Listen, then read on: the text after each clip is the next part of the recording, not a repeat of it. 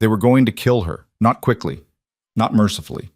The council had spent 3 days debating how beheading was too honorable for servant trash, burning too wasteful of good wood, and hanging at least provided entertainment. Kyle Varon stood in chains before the Duskfall Ridge High Council, still wearing the scullery rags she'd been scrubbing floors in when the guards dragged her out. Her crime? Sitting on a throne that wasn't meant for her. Her punishment? Death, obviously. What she didn't know until 5 minutes ago when the throne's ancient magic burned through her veins like liquid fire, was that the seat had already decided. And thrones don't make mistakes. If you want to see how an invisible girl destroys an empire built on blood and birthright, stay until the end. Drop a like, comment what city you're watching from, and let's begin.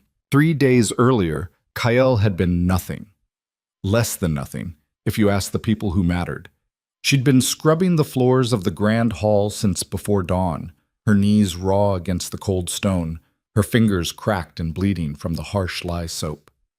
Around her, the fortress of Blackstone Keep buzzed with preparation. Servants ran through corridors carrying platters of food, bolts of expensive fabric, wine barrels stamped with seals from territories Kyle would never see. The High Council was gathering, all 7 territorial alphas converging on Duskfall Ridge for the first time in a decade. Someone important had died. Someone even more important would be chosen to replace them. Kyle didn't care about the politics. Politics were for people who had names that mattered, bloodlines that stretched back generations, warriors who'd earned their place through conquest or coin. She had none of those things. She was an orphan who'd been found half dead in a snowdrift 17 years ago, raised by the keep's head cook out of something that might have been pity or might have just been a need for extra hands in the kitchen. "Move faster, girl!" Overseer Marin's voice cut through the hall like a whip crack. "The delegates arrive at midday, and this floor still looks like a pig wallow." Kale didn't look up. Looking up invited conversation, and conversation with Marin always ended with bruises. She kept her head down, scrubbing harder at a stain that had probably been there since before she was born. "I said faster." A boot connected with Kyle's ribs, not hard enough to break anything, but enough to send her sprawling across the wet stone. Her bucket tipped, dirty water spreading across the section she'd just finished. Kyle bit down on the inside of her cheek, tasting blood. She didn't cry out. Crying out was permission to hit harder. Clumsy waste of space. Marin stepped over her like she was part of the floor. "Clean that up, and if the delegates see one speck of dirt when they arrive, I'll have you scrubbing the latrines for a month." The overseer's footsteps echoed away down the corridor. Kyle stayed where she was for a moment, her cheek pressed against the cold stone, her ribs screaming. Around her, other servants pretended not to notice. They had their own work, their own survival to worry about. In Duskfall Ridge, you learned early. Everyone was on their own. She pushed herself up slowly, retrieved the bucket, and started over. By the time the sun reached its peak, the grand hall gleamed. Kyle's hands were shaking from exhaustion, her back a solid knot of pain, but the floor was perfect. Not that anyone would notice. Perfection was expected from servants. It was only imperfection that got attention. "All servants to the kitchens," Marin barked from the doorway. "The delegates are entering the courtyard. No one shows their face in the main halls until summoned. Move." Kyle moved. The kitchens were chaos. Head cook Marta, the woman who'd saved Kyle from freezing to death all those years ago, stood at the center of it all like a general commanding troops. She was a mountain of a woman, broad-shouldered and heavy-handed, with gray hair pulled back in a severe knot, and a face that looked like it had forgotten how to smile sometime around the fall of the old regime. "Kyle, where in the frozen hells have you been? Scrubbing the Don't care. Take these platters to the staging area, and for the love of—" Marta grabbed Kyle's chin, tilting her face toward the light. "You look like death. Wash your face. If any of the delegates see you looking like that, they'll think we're serving them food prepared by corpses." "Yes, Marta." Kyle splashed water from the washing basin across her face, scrubbing away the grime as best she could. Her reflection in the copper-backed pan showed a girl who did, in fact, look half dead. Dark hollows under darker eyes, skin pale from too many hours indoors, brown hair that hung limp and dull around a face too thin to be pretty and too unremarkable to be noticed. Perfect. She loaded her arms with serving platters and made her way toward the staging area just off the grand hall. Through the partially open door, she could hear them arriving. Alpha Thorn of the Northern Reach, the herald's voice boomed through the hall. Kale peeked through the gap in the door. Thorn was exactly what you'd expect from the north, massive, bearded, wearing furs that probably came from animals he'd killed with his bare hands. His warriors flanked him, each one looking like they could snap Kyle in half without breaking stride. Alpha Vex of the Eastern Wastes. Vex was smaller but somehow more terrifying, lean and sharp-featured with eyes that moved constantly, cataloging threats. Her people wore light armor designed for speed, and every one of them carried multiple weapons. Alpha Marok of the Shadowpine Territory. Alpha Castellan of the Merchant Roads. Alpha Drake of the Ironwood Domain. Kale's breath caught. Ronan Drake. Everyone knew that name. He was younger than the other alphas, barely 30, but he'd claimed his territory through a combination of strategic brilliance and absolutely ruthless efficiency. He was tall, dark-haired, with the kind of face that would have been handsome if it didn't look like it was carved from granite. His people didn't just respect him, they feared him. And he was walking directly toward the staging area. Kyle ducked back, heart hammering. Servants weren't supposed to look at alphas. Direct eye contact could be interpreted as challenge, and challenging an alpha was a good way to end up dead.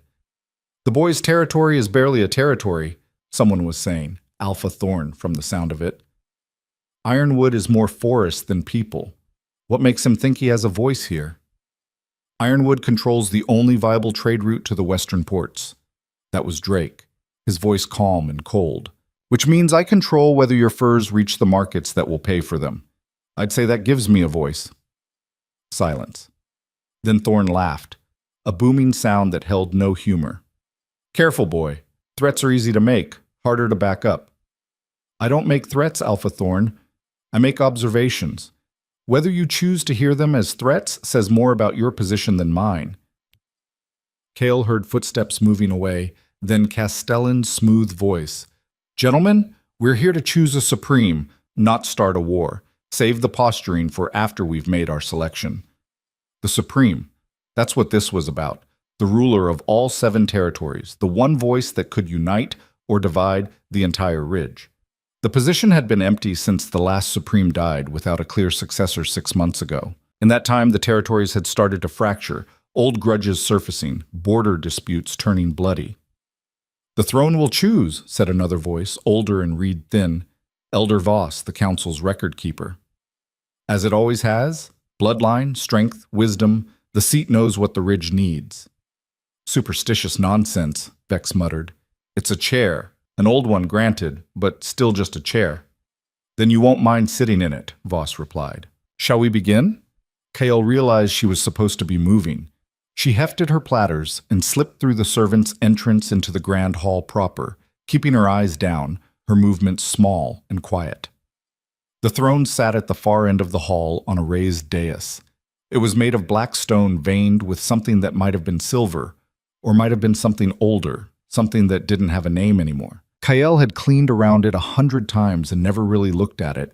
It was just furniture, another thing to dust. But now with all 7 alphas gathered, with warriors lining the walls and council members taking their seats, the throne looked different, bigger, more aware. Kyle shook off the thought. Exhaustion was making her fanciful. She set down her platters on the serving tables and turned to leave. The trial will proceed in order of territorial seniority, Elder Voss was saying. Alpha Thorn, as eldest, you will sit first. Thorn approached the throne like he was approaching an enemy. His hand went to the axe at his belt. An unconscious gesture, Kale thought, but several of the other alphas tensed anyway. He sat. Nothing happened. The hall held its breath. Kale found herself holding hers too, though she couldn't have said why. Thorn stood. Well, is there supposed to be lightning? A voice from the heavens? The throne accepts or rejects, Voss said quietly. If it accepts, you'll know. And if it rejects, you'll know that too. One by one, they sat. Vex moved like a cat, every muscle coiled and ready. Marok looked bored. Castellan sat with the careful precision of someone who treated everything like a negotiation. None of them were chosen. The atmosphere in this hall shifted from anticipation to frustration to barely concealed anger. This is a waste of time, Vex said. The seat's magic is dead. We should choose by vote. The law is clear, Voss replied. The throne chooses. If none of you are accepted, then what?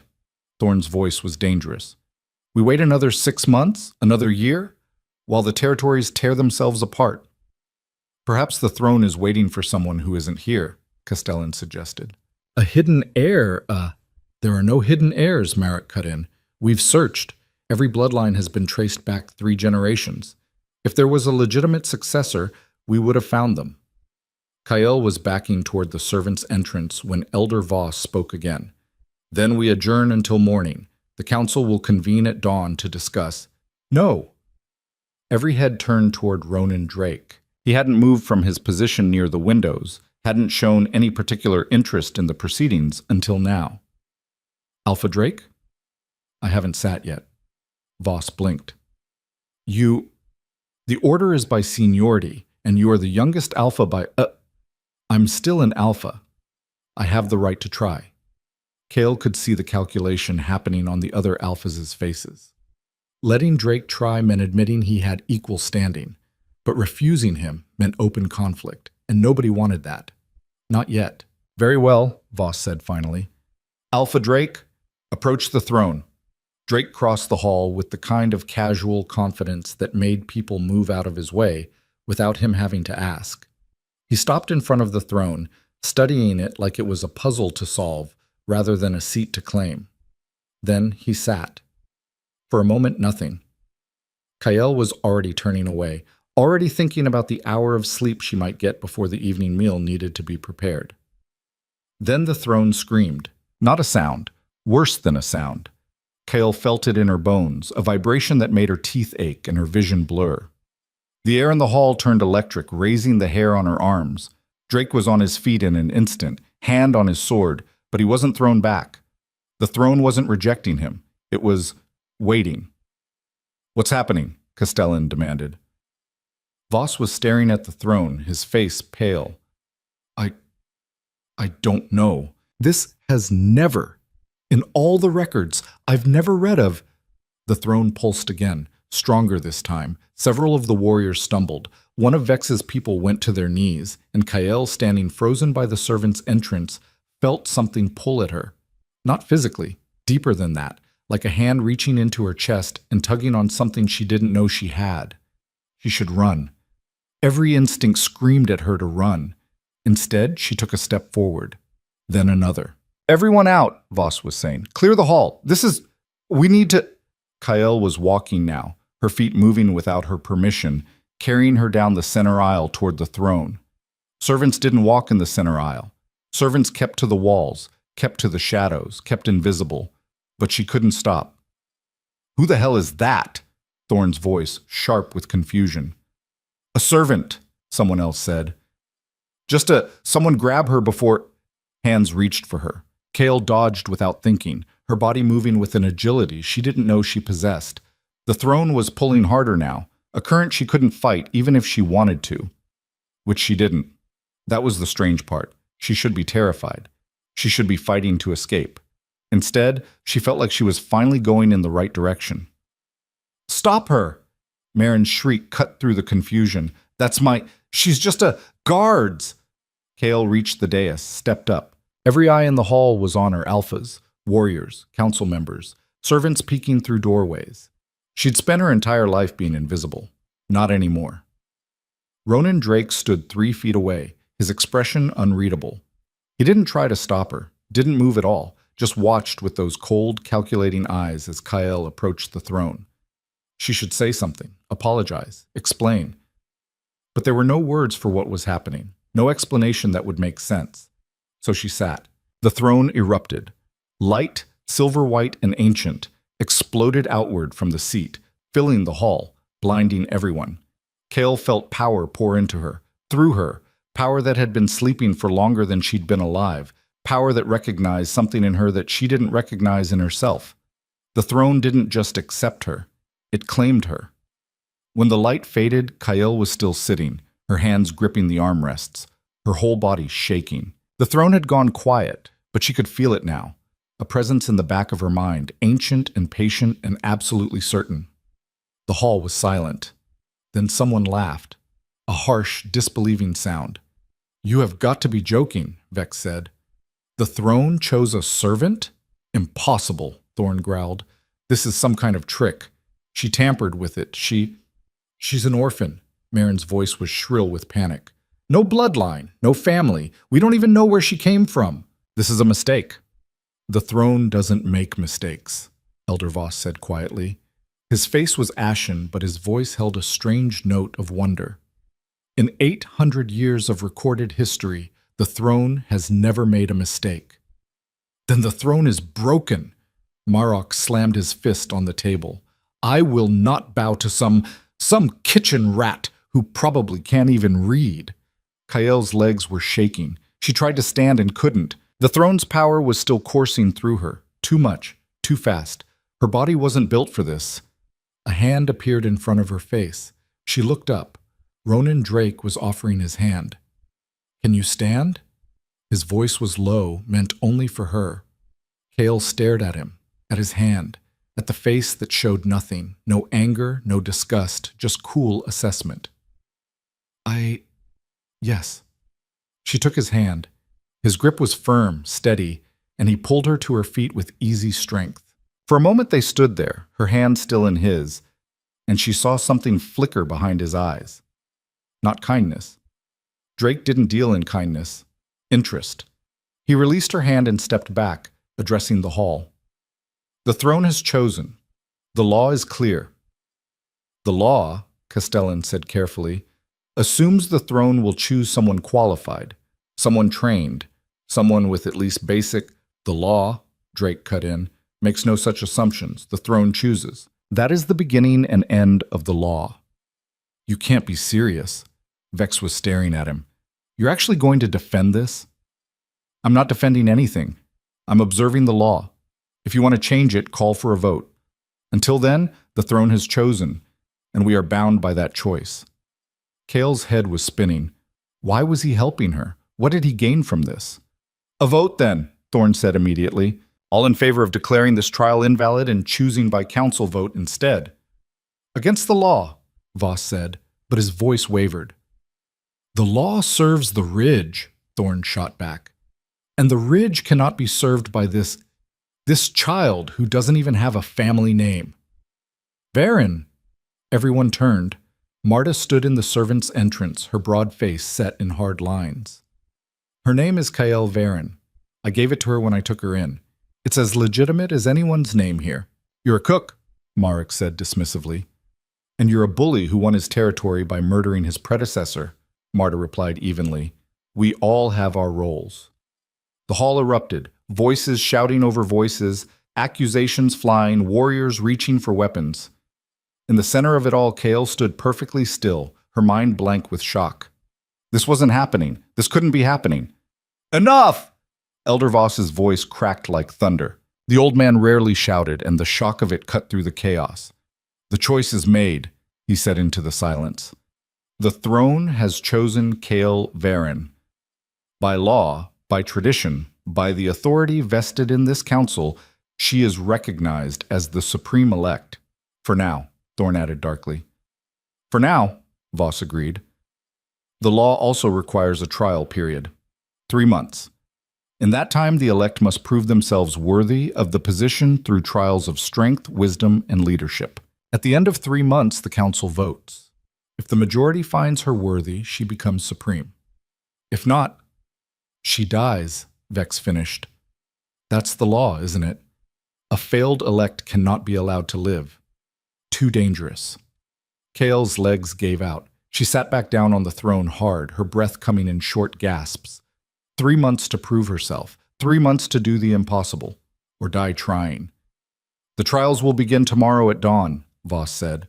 "Kael Varen, you will be confined to quarters until then, under guard, for your protection." "House arrest," Drake murmured. "How protective. Do you object, Alpha Drake?" "Would it matter if I did?" Voss didn't answer. Guards were already moving forward, surrounding Kael. She rose on shaking legs, let them lead her toward the door. As she passed Marin, the overseer spat at her feet. Should have left you in the snow. As she passed Marta, the cook pressed something into her hand, a small cloth bundle. Bread and cheese. They won't feed you tonight. They want you weak. As she passed Ronan Drake, he said nothing, but his eyes followed her all the way out of the hall. The room they locked her in was better than anywhere she'd ever slept. A real bed, a window that looked out over the courtyard, even a wash basin with clean water. A gilded cage. Kale sat on the edge of the bed and unwrapped Marta's bundle. Bread, cheese, and a small piece of paper with 3 words written in the cook's careful hand. Don't trust anyone. Kyle ate mechanically, tasting nothing. Through the window, she could see the sun setting over Duskfall Ridge, the harsh, beautiful frontier territory that had never wanted her and now owned her completely. She was 17 years old. She had no training, no allies, no idea what she was doing, and in 3 months, if she failed to prove the impossible, they would kill her. Kael lay back on the bed, staring at the ceiling. The throne's power still hummed in her bones, alien and vast and terrifying. She had no idea what it wanted from her, but she was starting to suspect it wasn't going to ask permission. They came for her before dawn. Kael hadn't slept. Every time she closed her eyes, she felt the throne's power moving through her veins like something alive, restless and hungry. Her body ached in places she didn't know could ache, her muscles trembling with exhaustion that had nothing to do with physical labor and everything to do with containing something she didn't understand. The door opened without warning. No knock, no announcement. 2 guards in council livery stepped inside, their faces blank. Get up, the first trial begins in 1 hour. Kyle was already dressed. She'd never taken off the servant's clothes from yesterday. She stood, her legs unsteady, and followed them out into the corridor. Blackstone Keep looked different in the pre-dawn darkness, colder. The torches cast shadows that seemed to move on their own, and Kael's footsteps echoed too loudly on the stone floor. They passed other servants, early risers preparing for the day's work, and every single one of them looked away. Some crossed to the other side of the corridor. One girl Kael had shared a sleeping pallet with for 3 years actually pressed herself against the wall, eyes wide with something that looked like terror. Kael was contaminated now, touched by power she wasn't supposed to have. Even the lowest servants knew better than to associate with her. The guards led her down, into parts of the keep she'd never seen.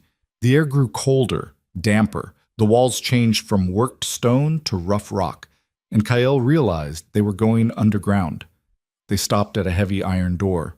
One guard knocked twice. Enter. Inside was a chamber that might have been a meeting room once, but now looked more like a war council. Maps covered every surface, territory boundaries marked in different colors. Weapons hung on the walls, not decorative pieces, but working steel that had seen use. And in the center of it all stood the 7 alphas, plus Elder Voss and a handful of council members Kael didn't recognize. All eyes turned to her as she entered.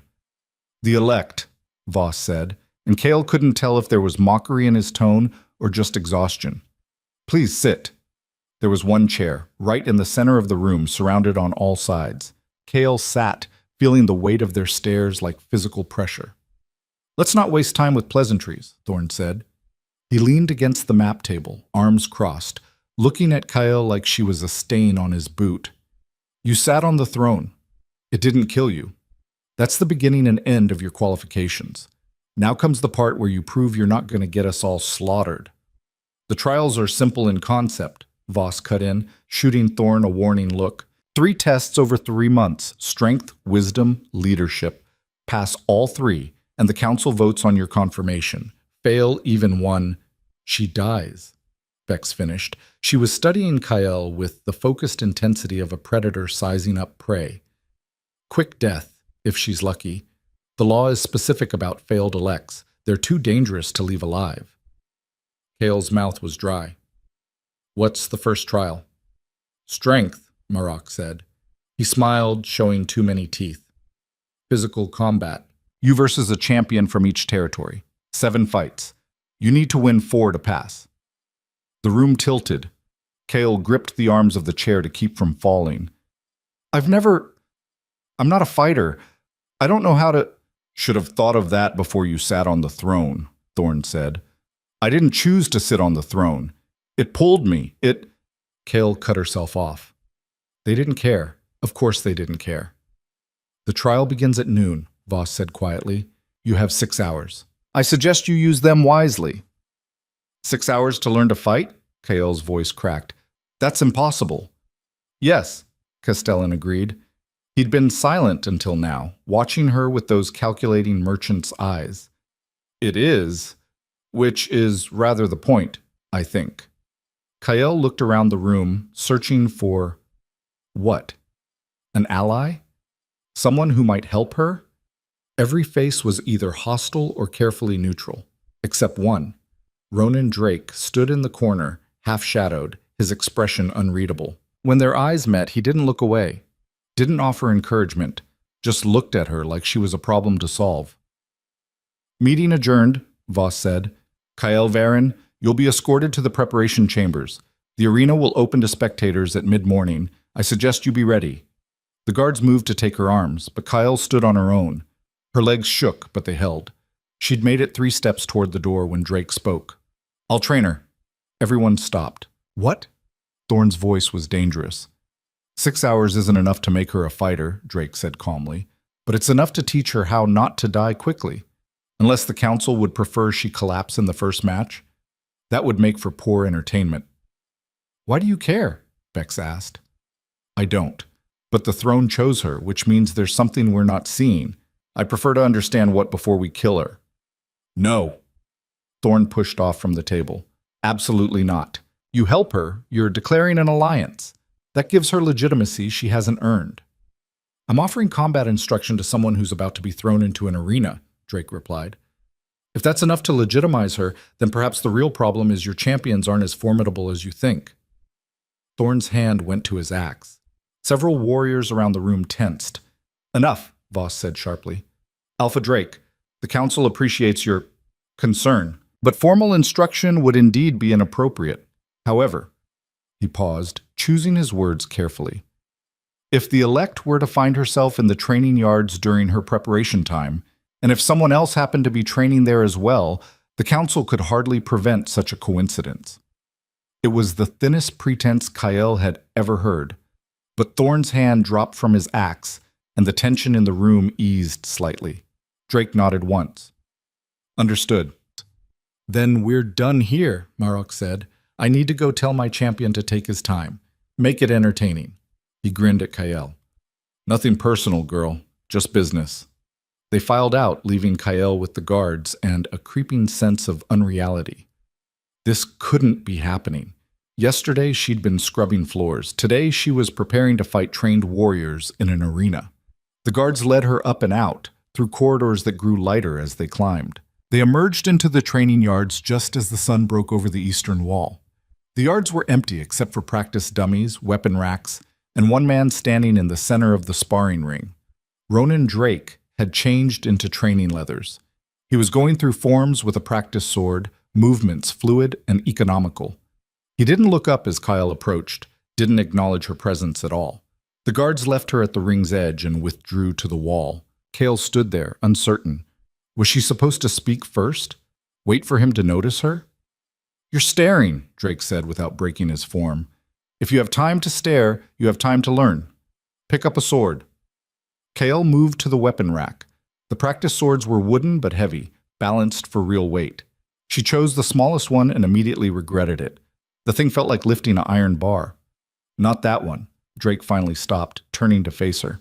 That's a child's training sword. You're small, but you're not that small. Try the one to the left. The next sword was longer, heavier. Kael could barely keep the tip off the ground. Drake watched her struggle for a moment, then sighed. Put it down. How much do you weigh? I don't know. Maybe, you're what, 90 pounds soaking wet? No muscle mass to speak of. Grip the sword again. She did. He stepped forward, and before Kael could react, he'd grabbed her wrist and was examining her hands like she was livestock at market. Calluses from scrubbing, not from weapons work. Flexibility in the fingers, but no strength in the grip. He released her wrist and stepped back. You can't win with strength. You probably can't win with skill. 6 hours isn't enough.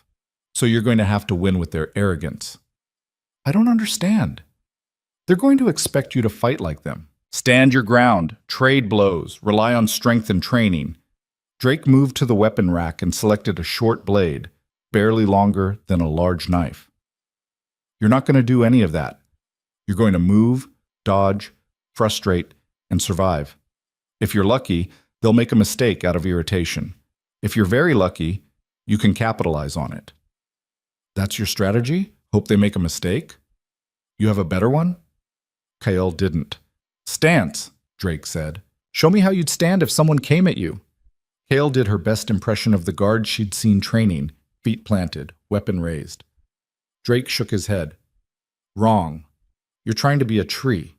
Trees get cut down. Be water instead. That doesn't mean anything. Feet closer together. Weight on the balls of your feet, not your heels. Knees slightly bent. Good. Now when I move... He lunged forward, and Kyle stumbled backward, nearly falling. You move faster. Again. Oh, they drilled for an hour. Then another. Drake didn't teach her how to fight. He taught her how to run away efficiently, how to read an opponent's weight shift before they struck, how to make herself a smaller target, how to use panic as fuel instead of paralysis. You're going to be terrified out there, he said, circling her while she tried to track his movement. That's good. Fear makes you fast. But you need to control where that speed goes, not backward. They'll corner you. Not sideways randomly. They'll predict it. You move with purpose. Make them think you have a plan, even when you don't. Kale's lungs were burning, her arms shaking. Why are you helping me? I told you, the throne chose you for a reason. That's not an answer. Drake stopped circling. For the first time since they'd started, he looked at her directly, and Kale saw something calculating behind those cold eyes. The ridge is breaking, he said quietly. The territories are fracturing. Without a supreme, we'll be at each other's throats within a year. Civil war, thousands dead, everything our ancestors built, gone. He paused. I don't care about you, Kale Varen, but I care about preventing that war. If you're the throne's choice, then maybe, just maybe, you're the key to holding this place together. And if I'm not, then you die, and we're back where we started. He picked up his practice sword again. Now stop talking and move. You've got 4 hours left and we haven't even covered how to fall without breaking your neck. By the time the sun reached its zenith, Kyle could barely stand. Every muscle screamed. Her hands were blistered despite the practice sword's wrapped grip. She'd thrown up twice in the bushes at the yard's edge, and Drake had simply waited while she wiped her mouth and returned to the ring. That's enough, he said finally. Any more, and you'll be too exhausted to fight. Kale collapsed onto the ground, chest heaving. I'm already too exhausted to fight. Then you'll have to fight anyway. Drake offered his hand. The second time he'd done that, Kyle noted distantly. She took it, let him pull her up. Listen, he said, and his voice had lost some of its hard edge. Out there, in the arena, they're going to try to break you fast. Make an example. The first fight will be brutal. Survive it. Even if you lose, survive. Show them you can take punishment and keep standing. That's worth more than winning. Easy for you to say. I've been in arenas. I know what I'm talking about. He released her hand. And Kyle, don't try to be someone you're not. You're not a warrior. You're a survivor. That's what the throne saw in you, so survive. The guards appeared at the yard's entrance. It's time. The walk to the arena felt like a walk to an execution. Maybe it was. The corridor leading to the fighter's entrance was narrow and dark, and Kyle could hear the crowd above. Hundreds of voices, maybe thousands, all come to watch the servant girl die. They'd given her light armor, boiled leather that barely fit, too big in the shoulders and too tight around the ribs. A real sword now, not practice wood, and the weight of it made her arms ache. Kyle Varen, a functionary with the scroll, looked her up and down, his expression suggesting he'd seen more impressive specimens in the livestock pens. You'll enter when your name is called. The rules are simple. Yield, die, or win. Killing blows are permitted but not required. Medical support will be available between fights. Any questions? About 1,000. Kale shook her head. Good luck, the functionary said, and it sounded like he was wishing luck to a condemned prisoner. The roar of the crowd intensified. Through the gate, Kyle could see the arena floor, sand and packed dirt, stained dark in patches she tried not to think about. The stands rose on all sides, packed with spectators. Nobles in the good seats, commoners in the cheap ones, but all of them here for the same thing. Blood. "Citizens of Duskfall Ridge!" The announcer's voice boomed across the arena. "Today we witness the first trial of the elect. Kael Varen, chosen by the throne, will face 7 champions, 1 from each territory. 4 victories secure her passage. Defeat means death." The crowd roared approval. "Our first champion, from the Northern Reach, undefeated in 23 arena matches. Kane the Breaker." The opposite gate opened. What emerged barely looked human, 7 feet of muscle and scar tissue, carrying an axe that Kael couldn't have lifted with both hands. Kane the Breaker grinned at the crowd, showing gaps where teeth used to be, and the noise became deafening. And her opponent, the servant who dared sit on the throne, Kael Varen. The gate in front of Kael opened. She didn't move. Couldn't move. Her legs had turned to water. "Move!" The guard behind her shoved her forward, and Kael stumbled out into the arena.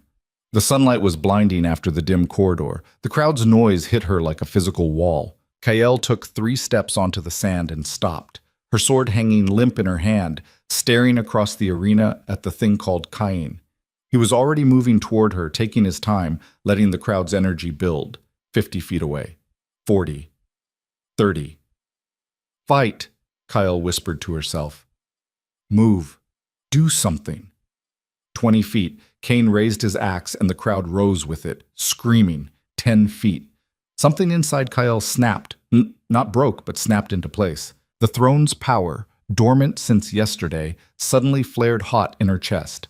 Not enough to be useful, not enough to matter, just enough to remind her that she was still alive, and the living could move. Cain swung. Kael dove right, rolling badly, losing her sword, scrambling in the sand. The axe blade passed through the space where her head had been, with a whistle of displaced air. The crowd's tone changed, some cheers, some boos. They wanted blood, not dodging. "Stand still, rat!" Cain's voice was thick, each word an effort. He turned, surprisingly fast for his size, and swung again. Kael was already moving, not away, but in, closer than his axe's effective range. Drake's words echoed, "Make them expect you to run. Then don't." She was inside Cain's guard for half a second before his free hand caught her across the face. Kael saw stars, tasted blood, hit the sand hard. The world spun. A shadow fell across her, Cain raising the axe overhead, both hands, killing blow. Kael kicked sand up into his face. It was a child's trick. A dirty, desperate, pathetic trick. It worked. Cain roared, stumbling back, pawing at his eyes. Kael scrambled for her sword, grabbed it, and did the only thing she could think of. She ran. Not away. Around, circling, keeping moving, while Cain blinked and cursed and the crowd's boos grew louder. "Coward!" someone screamed from the stands. "Fight him!" But Kael didn't fight. She ran and dodged and waited. Cain charged like a bull, and she sidestepped. He swung wide, and she ducked under. Minutes passed. Then more. The crowd's bloodlust was turning to frustration, and Cain was getting tired. Kael could see it, the way his breathing had gone ragged, the way his swings were getting slower, wilder. The axe was heavy, and he'd been wasting energy trying to end this fast. "Survive," Drake had said. "Make them make mistakes." Cain charged again, roaring. Kael waited until the last possible second, then dropped flat to the sand. The axe whistled over her back. Cain's momentum carried him forward. He tried to stop, couldn't, stumbled. Kael drove her sword into the back of his knee. Not deep, she didn't have the strength for deep, but enough. Cain went down with a scream, the axe falling from his hands. Kael scrambled on top of him, getting her sword up to his throat with shaking hands, pressing the edge against his skin. The arena went silent. Cain stared up at her, eyes wide with shock and pain, and something that might have been respect. "Do it!" he gasped. "Finish it!" Kael's hands trembled. She could feel his pulse against her blade. One push, that's all it would take. "Yield," she said instead. "What?" "Yield or die. Choose." Cain stared at her for a long moment. Then, incredibly, he laughed, a pained, gasping sound. "I yield. Throne damn me. I yield." Kael released him, staggering back. The crowd's roar returned, mixed now, some cheering, some screaming their disapproval. "Victory!" the announcer's voice boomed. "Kyle Varian claims the first match!" Kale barely made it off the sand before her legs gave out. Hands caught her, attendants pulling her through the gate, sitting her down on a bench. Someone pressed water to her lips. Someone else was examining the cut on her face where Kane had hit her. 5 minutes until the next match, one of them said. Kale's head snapped up. 5 minutes? I need... Rules are rules. 5 minutes between matches. Can you stand? Barely. Kale stood, swaying. The next champion is from the Eastern Wastes, the attendant continued, wrapping a bandage around Kale's hand where blisters had split. Fights with twin blades. Fast. You won't be able to tire this one out. Next match, the announcer called. From the Eastern Wastes, Mira Swiftblade. The gate opened again. Kale walked out into the arena on legs that felt like borrowed things, gripping her sword in hands that wouldn't stop shaking. Across from her stood a woman who looked like she was made of knives and bad intentions. Twin short swords, light armor, and eyes that promised a much faster death than Kane had offered. The crowd was louder now. They'd seen blood. They wanted more. Mira smiled, crossed her blades, and attacked. What followed wasn't a fight. It was a lesson in why amateurs died quickly. Mira moved like water, like wind, like nothing Kale could track. The twin blades came from angles that shouldn't exist. Kale backpedaled, blocked desperately, and felt steel bite into her shoulder, her arm, her side. Shallow cuts, testing, measuring. You got lucky with Kine, Mira said, almost conversational, as she drove Kyle backward. He's strong but stupid. I'm neither. Kale tried Drake's tactics, tried to dodge, to move unpredictably. But Mira read her like a book, cutting off escape routes before Kyle even saw them. A blade caught Kyle's sword hand. Her weapon spun away into the sand. Mira's boot connected with Kale's chest, and she went down hard, wind driven from her lungs. Yield, Mira said, blades at Kale's throat. I'll make it quick. Kale couldn't speak, couldn't breathe.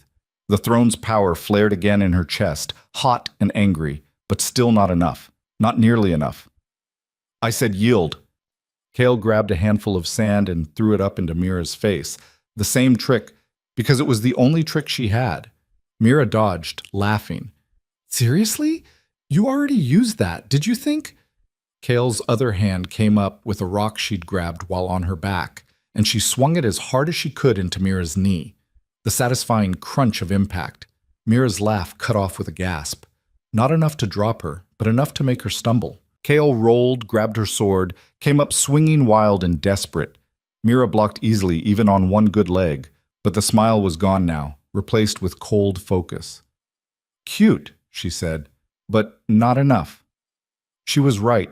Kyle knew it, felt it in every screaming muscle, every labored breath. This wasn't like fighting Kane.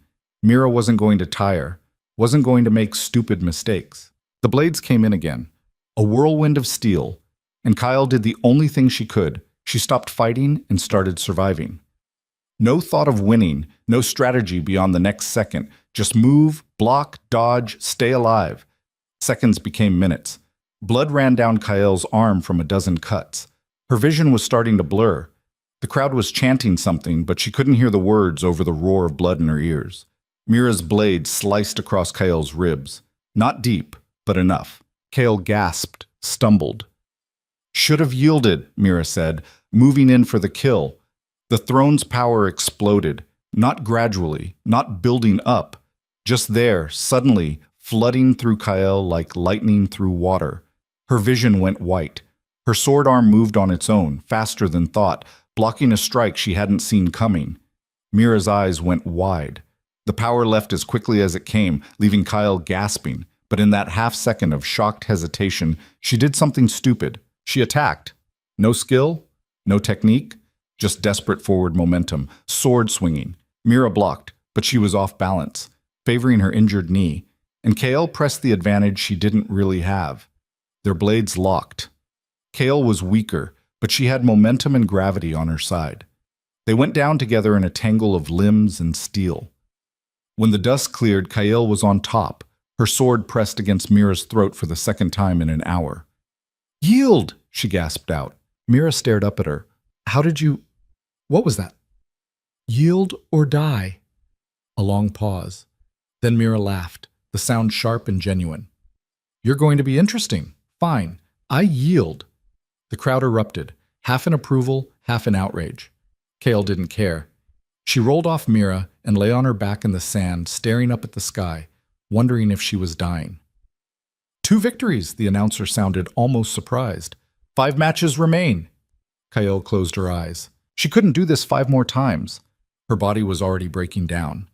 The throne's power came and went as it pleased. She couldn't control it, couldn't count on it. 4 more fights, she needed 4 total victories, 2 down, 2 to go. Unless the next champion killed her, which seemed increasingly likely. The attendants pulled her up again, dragged her to the bench. More water. Bandages. Someone stitching the worst of the cuts without bothering with anything to numb the pain. Can you continue? The functionary asked. Kyle wanted to say no, wanted to yield, to let this nightmare end. But if she yielded, she died. That was the law. Yes, she whispered. Then prepare yourself. The next match begins in 3 minutes. Through the gate, Kyle could see the crowd. Thousands of faces, all watching her. In the noble section, she spotted the alphas. Thorne looked disgusted. Vex was leaning forward, interested. Castellan was taking notes. And Ronan Drakey sat perfectly still, his expression unreadable, watching her like she was the most fascinating problem he'd ever seen. Kale stood, her legs held. Barely. The gate opened. She walked back into the arena, into the sun and sand and blood, into the impossible task of surviving. The crowd's roar washed over her like a wave, and somewhere in the noble section she could have sworn she saw Drake nod. Once. Just once. It would have to be enough. The 3rd champion was a boy. That's what threw Kyle. After Khan's brutal strength and Mira's lethal precision, she'd expected another monster. Instead, across the blood-stained sand stood someone who couldn't have been more than 15, skinny and pale, holding a staff that looked too big for his frame. From the Shadowpine territory, the announcer called, Fenris the Blessed! The crowd's reaction was mixed. Some cheered, others muttered disapproval. Kale caught fragments from the stands. Child soldier, Marok's cruelty. Shouldn't be allowed. Fenris didn't seem to hear any of it. His eyes were fixed on Kyle, and they were wrong. Too bright, too focused. Like looking into a fire that burned with something other than heat.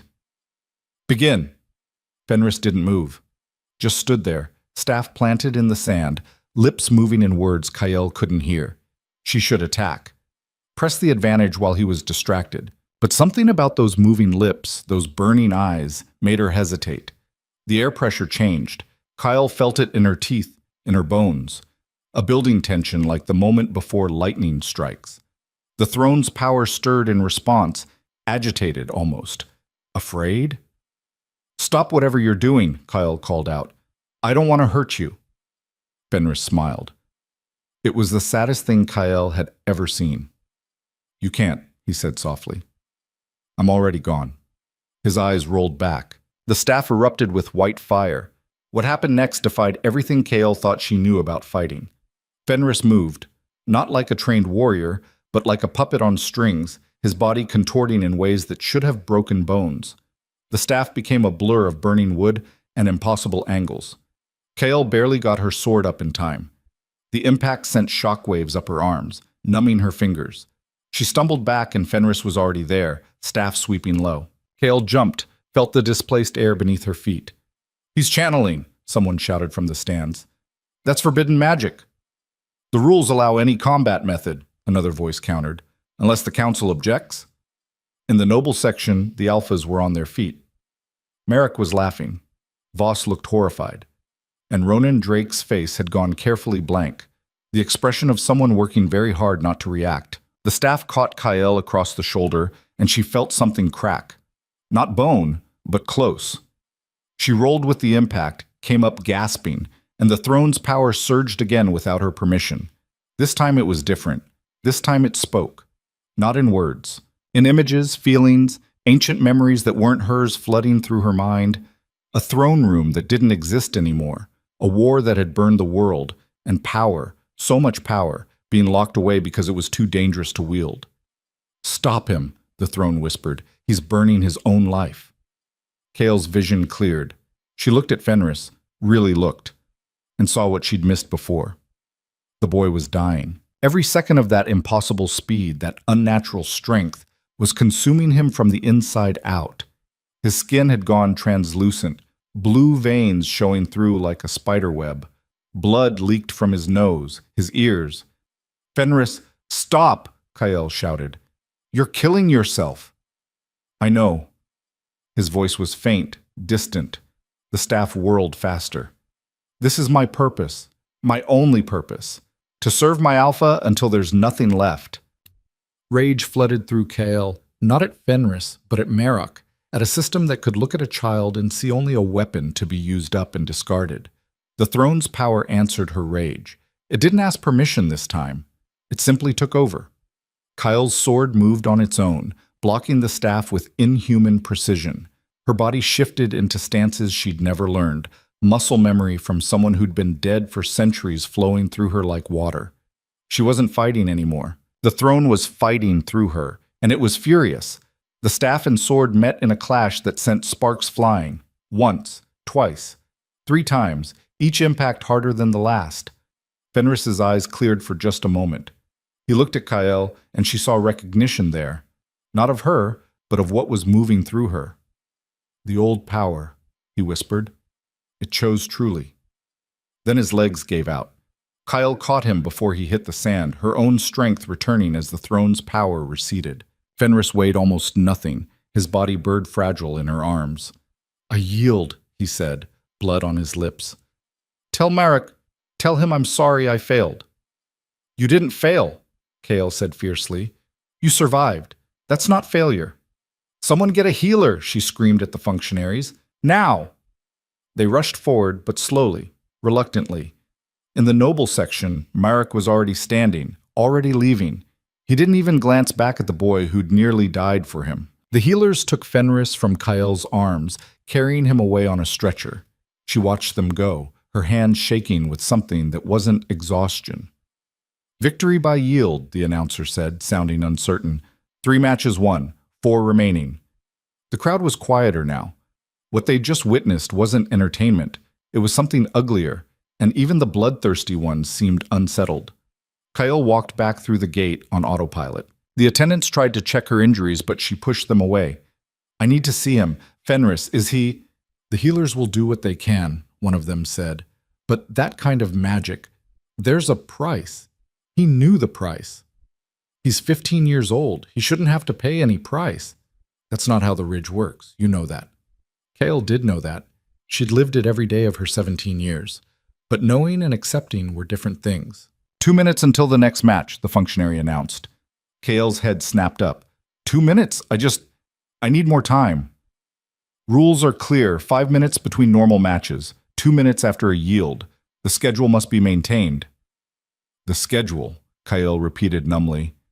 Right. Can't interrupt the entertainment. She stood, her body screaming protest. The throne's power had left her hollowed out, like something had burned through her from the inside. 3 fights down, 4 to go.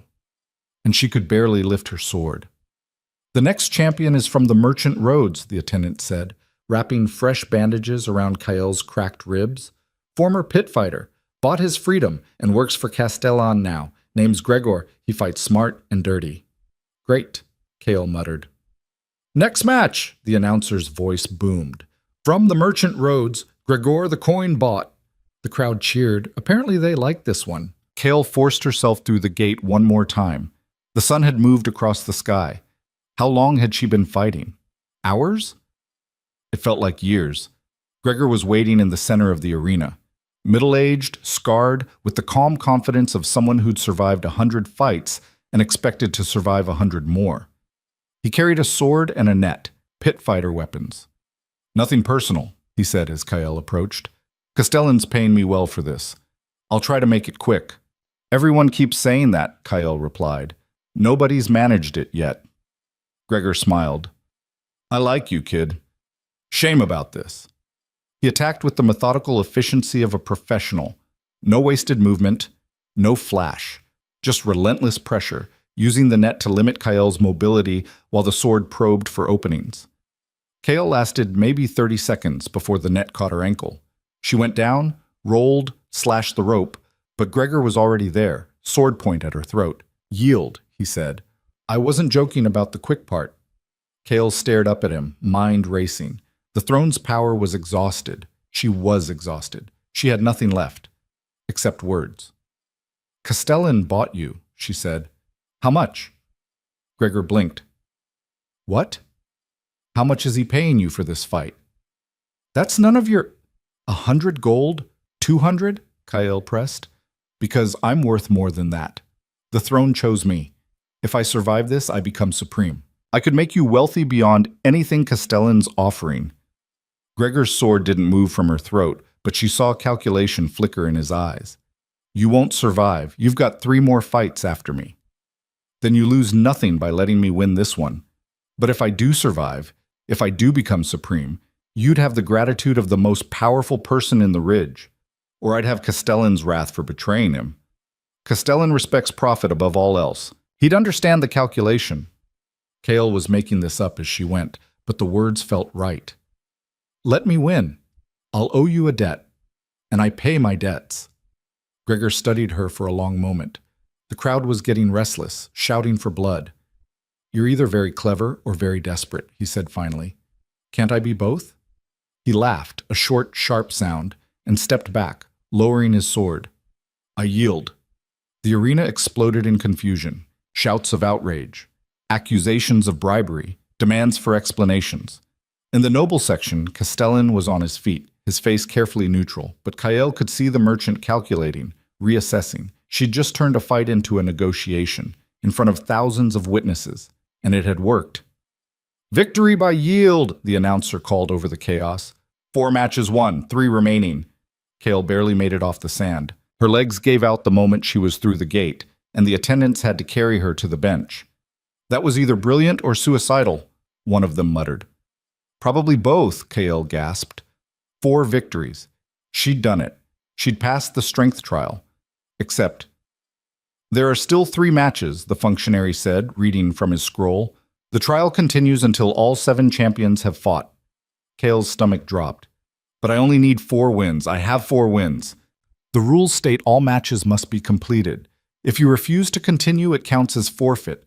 Forfeit means failure. Failure means death, I know."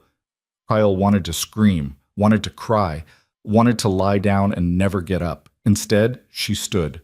Again. "Who's next?" "Alpha Vex's champion. Then Thorn's. Then Drake's." Drake's. Kael's eyes snapped to the noble section. Ronan Drake sat perfectly still, watching her, his expression unreadable. He'd helped her train, but he was still an alpha. Still part of the system that wanted her dead. Would he send a champion who would actually try to kill her?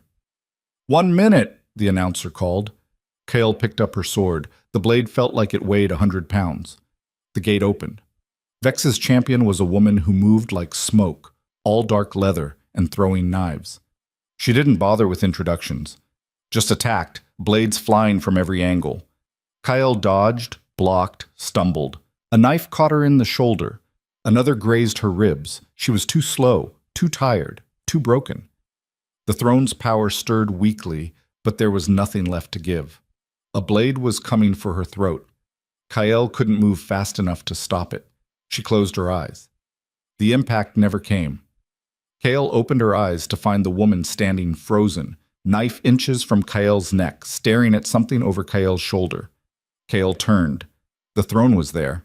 Not the physical throne that was still in the grand hall, but its presence, its power, manifesting in the arena like a pillar of silver light. The crowd went silent. "The elect has proven herself," a voice said. "Ancient, massive, coming from everywhere and nowhere.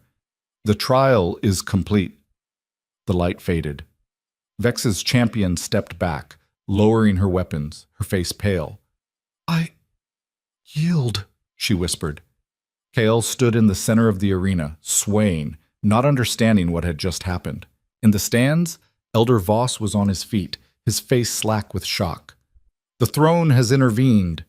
In 800 years of recorded history, the throne has never intervened.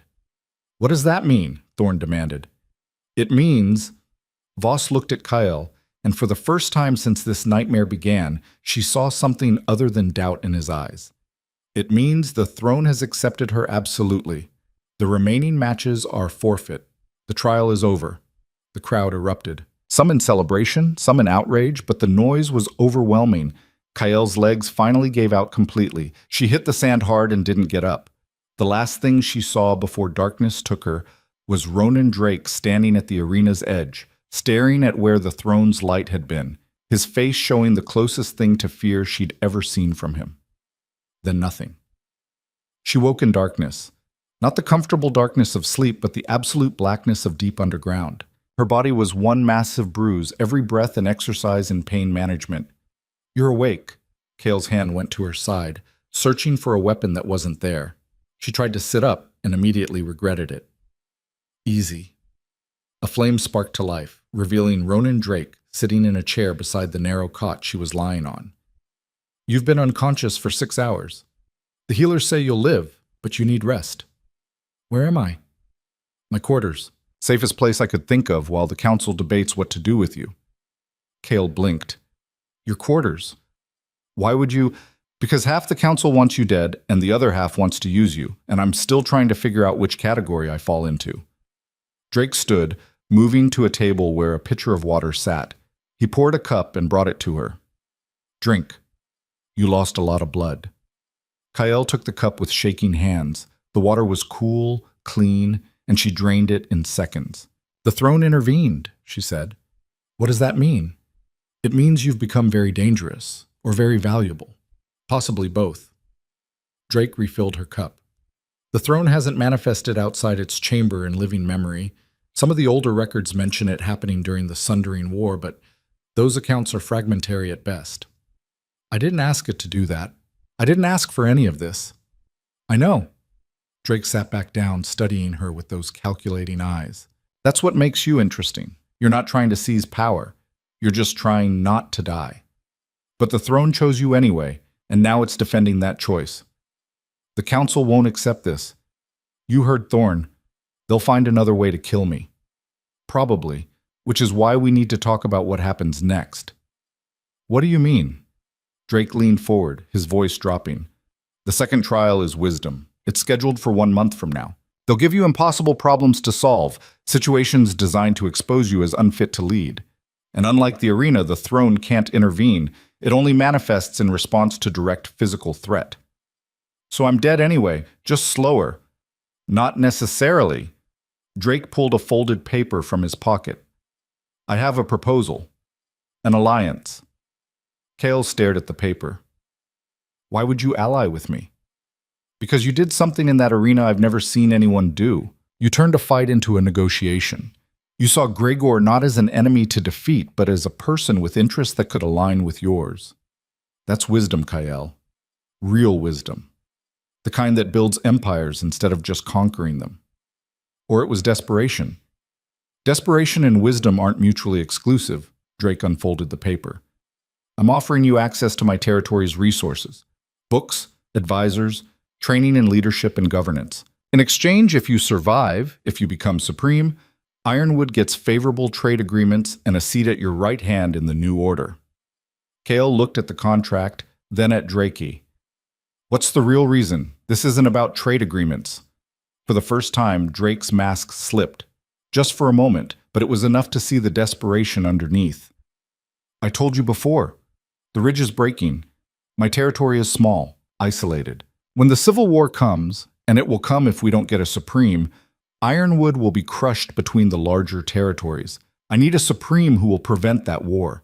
And against all logic, I think you might be that person. I'm a servant.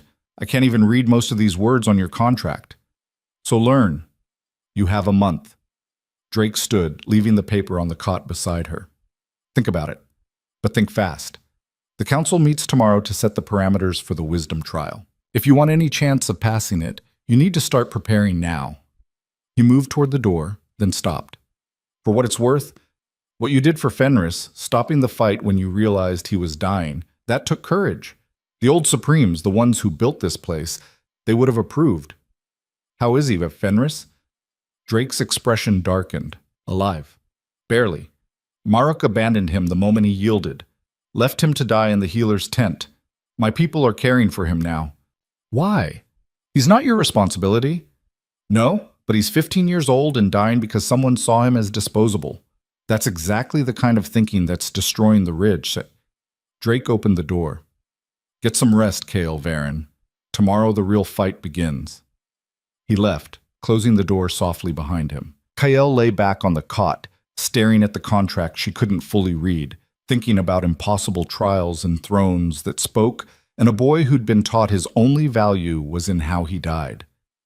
The throne's power stirred in her chest, quieter now, almost satisfied. What do you want from me? She whispered to it. No answer. Not in words.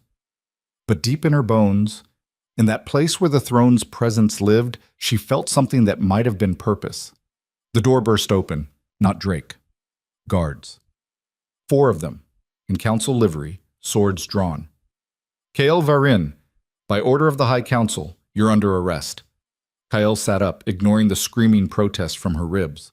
Arrest? For what? Suspicion of witchcraft, use of forbidden magic, conspiracy with enemy forces.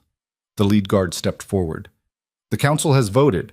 You're to be held in the black cells until a formal tribunal can be convened. The black cells.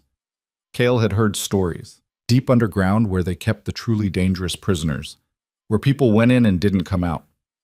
The throne chose me, Kael said, trying to keep her voice steady. You can't. The throne's judgment is under investigation. Now come quietly, or we drag you. Kael looked past them, through the open door, hoping to see Drake, but the corridor was empty. She was alone.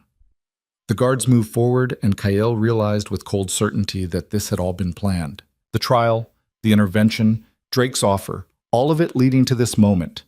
They'd let her win just enough to seem legitimate, then they'd use that legitimacy against her.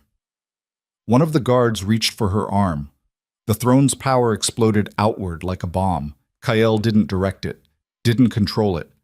The power simply erupted, slamming the guards backward into the walls with bone-breaking force. The stone cracked. The ceiling groaned, and Kael stood in the center of the chaos, silver light pouring from her skin, her eyes, her mouth. The throne's ancient rage flowing through her like a river of fire. No more, a voice said.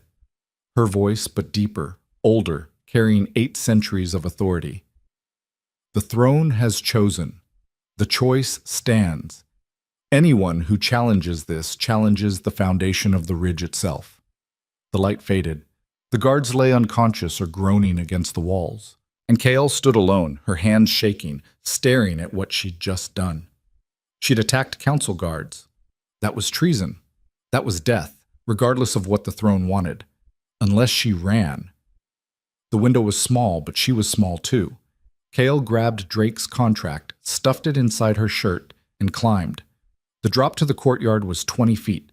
She hit the ground badly, felt something in her ankle give, but the throne's power was still humming through her, numbing the pain. She ran.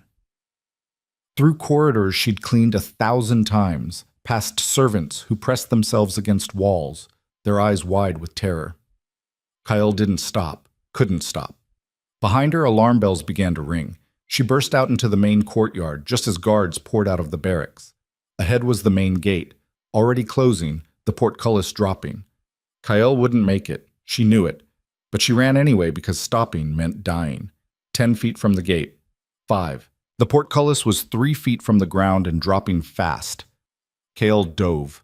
She felt the iron bars brush her back as she rolled under, heard them crash into the ground inches behind her. Then she was outside Blackstone Keep, in the twilight streets of Duskfall Ridge proper, with nothing but the clothes on her back and a contract she couldn't read. Behind her, the alarm bells rang louder. Guards would be mobilizing. Hunts would be organized. The throne had chosen her, and now she was a fugitive. Kael limped into an alley, pressing herself into the shadows, her mind racing. 1 month until the wisdom trial. 1 month to learn enough to prove herself worthy. 1 month to survive while every alpha in the ridge wanted her dead. The throne's power pulsed once, almost reassuring. Kale laughed, a broken, slightly hysterical sound. "This is your plan?" she whispered to the ancient presence in her chest. "Make me run?" No answer. But in the distance, she heard shouts, dogs barking, the hunt beginning. Kale pushed off the wall and moved deeper into the darkness, into the parts of Duskfall Ridge where servants and outcasts lived, where someone invisible might stay that way, at least for a little while. The lower circles smelled like survival, unwashed bodies, spoiled food, desperation thick enough to choke on. Kale pressed herself against the damp stone wall of an abandoned tannery, listening to the dogs getting closer. Her ankle throbbed. The throne's power had receded again, leaving her with nothing but pain and the growing certainty that she'd made a catastrophic mistake. Running made her look guilty. Running confirmed every suspicion the council had. But staying meant the black cells. And the black cells meant she'd never make it to the wisdom trial. The barking grew louder. Kyle limped deeper into the building, through rooms that stank of old leather and chemicals, until she found a maintenance shaft barely wide enough for her shoulders. She squeezed inside, pulling a rotted canvas over the opening, and held her breath. Footsteps, multiple sets, then voices. Search it all, every room. She can't have gone far with that injury. Why are we even bothering? She's just a servant. Let her run. The Ridge will kill her faster than we will. Council's orders. They want her alive for questioning. Questioning. A bitter laugh. That's what they're calling it now? The footsteps moved through the building. Kale counted heartbeats, 60, 70, 80, before the sounds faded. She waited another 100 beats, then crawled out of the shaft, her clothes soaked with stagnant water and things she didn't want to identify. She needed help, needed somewhere safe. But who would hide a fugitive? Who would risk council wrath for a servant girl who'd gotten too big for her station? Marta. The name came immediately, followed by guilt. Going to Marta meant putting the only person who'd ever cared about her in danger. But Kyle had nowhere else. The cook's quarters were on the edge of the lower circles, in a building that housed the keep's senior servants. Kyle knew the route, had walked it 1,000 times carrying messages or supplies. But walking it now, as a fugitive in the darkness, every shadow looked like a guard and every sound like pursuit. She made it to Marta's door just as the eastern sky started to pale with pre-dawn light. Kyle knocked. 3 quick, 2 slow. The pattern they'd used when Kyle was small and had nightmares. Nothing. Then footsteps inside, heavy and cautious. "Who's there?" "It's me," Kale whispered. "Please, I need help." The door opened a crack. Marta's broad face appeared, took in Kyle's appearance, and the door swung wide. "Inside! Now!" Kale stumbled into the small room. Marta locked the door behind her, threw the bolt, and pulled the curtain over the window in one smooth sequence that spoke of practice. "You look like death warmed over," Marta said, guiding Kyle to the single chair. "Sit before you fall. I'm sorry. I didn't know where else. Shut up and let me look at that ankle." Marta knelt, surprisingly graceful for her size, and began unlacing Kyle's boot. "The whole keep's talking about what you did. Attacked council guards, fled custody. They're calling it proof you used dark magic in the arena." "I didn't use magic. The throne—" "I know what the throne did. Half the Ridge saw it." Marta's hands were gentle despite her gruff tone, probing the swollen ankle. "Not broken, badly sprained. You won't be running on it for a few days." "I don't have a few days. The wisdom trial is in a month, and I need to—" "You need to not get caught." Marta stood, moved to a cabinet, and pulled out bandages and a clay pot of something that smelled like pine and mint. "Running was stupid. You know that, right? They were going to lock me in the black cells. So you gave them an excuse to hunt you like an animal instead. Brilliant." Marta began wrapping Kale's ankle with practiced efficiency. "What's your plan now?" Kale pulled Drake's contract from her shirt. It was damp and slightly torn, but the writing was still legible, to someone who could read it. "Alpha Drake offered me this, an alliance, access to books and teachers, but I can't exactly accept it now." Marta took the contract, squinting at the words in the dim light. Her lips moved as she read, and Kyle felt a spike of surprise. She'd never known Marta could read. "This is actually not terrible," Marta said slowly. "Drake's offering you real resources, training, Protection, though that's implied rather than stated. In exchange for trade concessions and political favor if you survive. Can you read? I wasn't always a cook, girl. I had a life before the keep.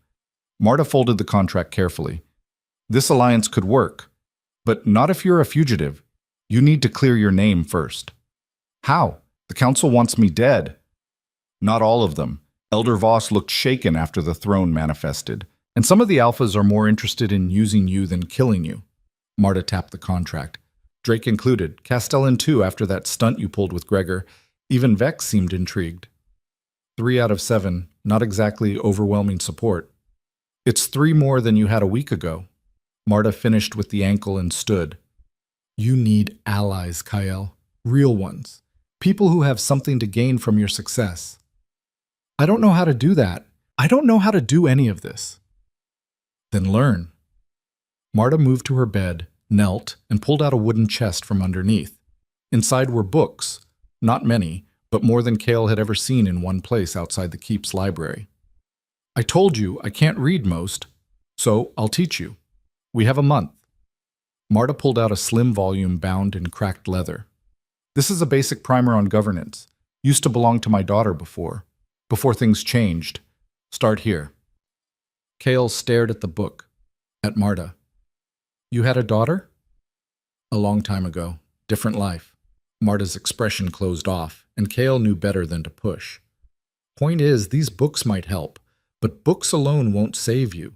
You need to understand something fundamental about the Ridge. She sat heavily on the bed, the frame creaking under her weight. The Council, the Alphas, all of them, they're operating under old rules. Rules that say power comes from bloodlines and strength comes from violence. The throne chose you because you represent something different, something that scares them. I don't represent anything. I'm just trying to survive. Exactly. You survive by thinking instead of fighting, by negotiating instead of conquering. That's dangerous to people who built their power on the old ways. Marta leaned forward. You want to pass the wisdom trial? Stop trying to prove you're worthy by their standards. Prove the standards themselves are broken. A knock at the door made them both freeze. Marta, you in there? A man's voice, rough with exhaustion. Marta's eyes met Kyle's. She jerked her head toward the chest, and Kyle understood. Hide. Kale squeezed into the chest, pulling the lid down over herself. Through the gaps in the wood, she could see Marta open the door. Garrett, it's early. Tig Council's got every guard in the Ridge looking for that girl, the elect. The man stepped inside. Cale recognized him as one of the keep's blacksmiths. Heard you were close to her. They'll be questioning you soon. Let them question. I've got nothing to hide. Don't be stupid. They're arresting anyone who helped her. Old Hem the stableman got dragged off an hour ago just for talking about how she won in the arena. Garrett lowered his voice. If you know where she is, you need to turn her in before they decide you're complicit. And if I don't know where she is, then pray they believe you. Garrett left. Marta closed the door and let Kyle out of the chest. This is worse than I thought, Marta said quietly. They're making examples, trying to isolate you. Then I need to leave. Go somewhere outside the Ridge. There is nowhere outside the Ridge, not for hundreds of miles. You'd die in the wilderness long before reaching another settlement. Marta paced, her mind clearly working. No, running farther just delays the inevitable. You need to flip this. Flip what? The narrative. Right now, you're a fugitive, a criminal who attacked guards and fled justice. That's the story the Council's telling, and every hour you hide, that story gets stronger. Marta stopped pacing, her eyes sharp. You need to tell a different story. I don't understand. The throne chose you. It manifested to protect you. Those are facts the Council can't erase, but they're trying to bury those facts under accusations of witchcraft and treason. Marta grabbed Kyle's shoulders. What if instead of hiding, you went public? What if you challenged the Council directly? Kale's stomach dropped. That's suicide. Maybe. Or maybe it's the only move they won't expect. Marta's grip tightened. Think about it. You're not some noble playing political games. You're a servant. The people in the lower circles, the workers, the ones everyone ignores. They're watching this. They saw you in the arena. Saw you win against impossible odds. Saw the throne itself choose you. So what? They can't vote. They have no power. They have numbers. And right now the council is terrified that those numbers might start to matter.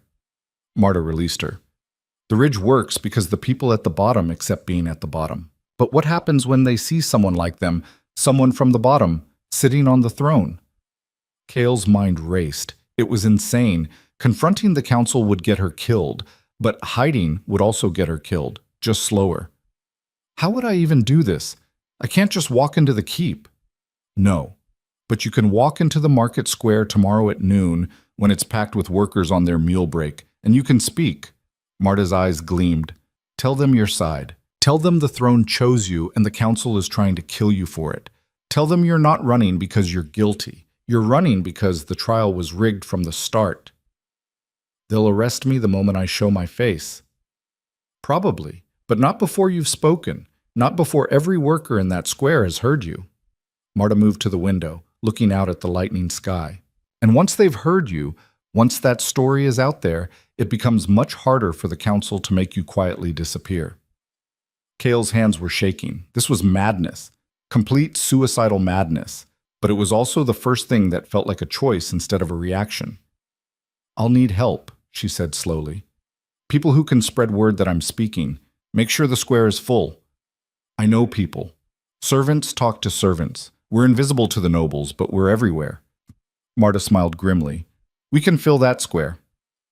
And after I speak, when the guards come, that's when you make them an offer they can't refuse. Marta pulled out Drake's contract again. You publicly accept this alliance, in front of witnesses. That forces Drake to either honor it or look like a coward who abandoned his ally. And if Drake honors it, he has to demand a fair trial. You're assuming Drake will play along. I'm assuming Drake is smart enough to see an opportunity when it presents itself. Marta handed her the contract. He offered this because he thinks you can hold the ridge together. Well, tomorrow you show him he was right to think that. Kyle looked at the contract, at the words she could barely read, at the future it promised if she could somehow survive the present. Teach me to read this, she said. I have until noon tomorrow. I need to know exactly what I'm agreeing to. Marta smiled, a real smile, the first Kale had seen from her in years. Then we'd better get started. They worked through the day and into the night. Marta taught and Kyle absorbed, her mind desperate and focused in a way formal schooling had never made it.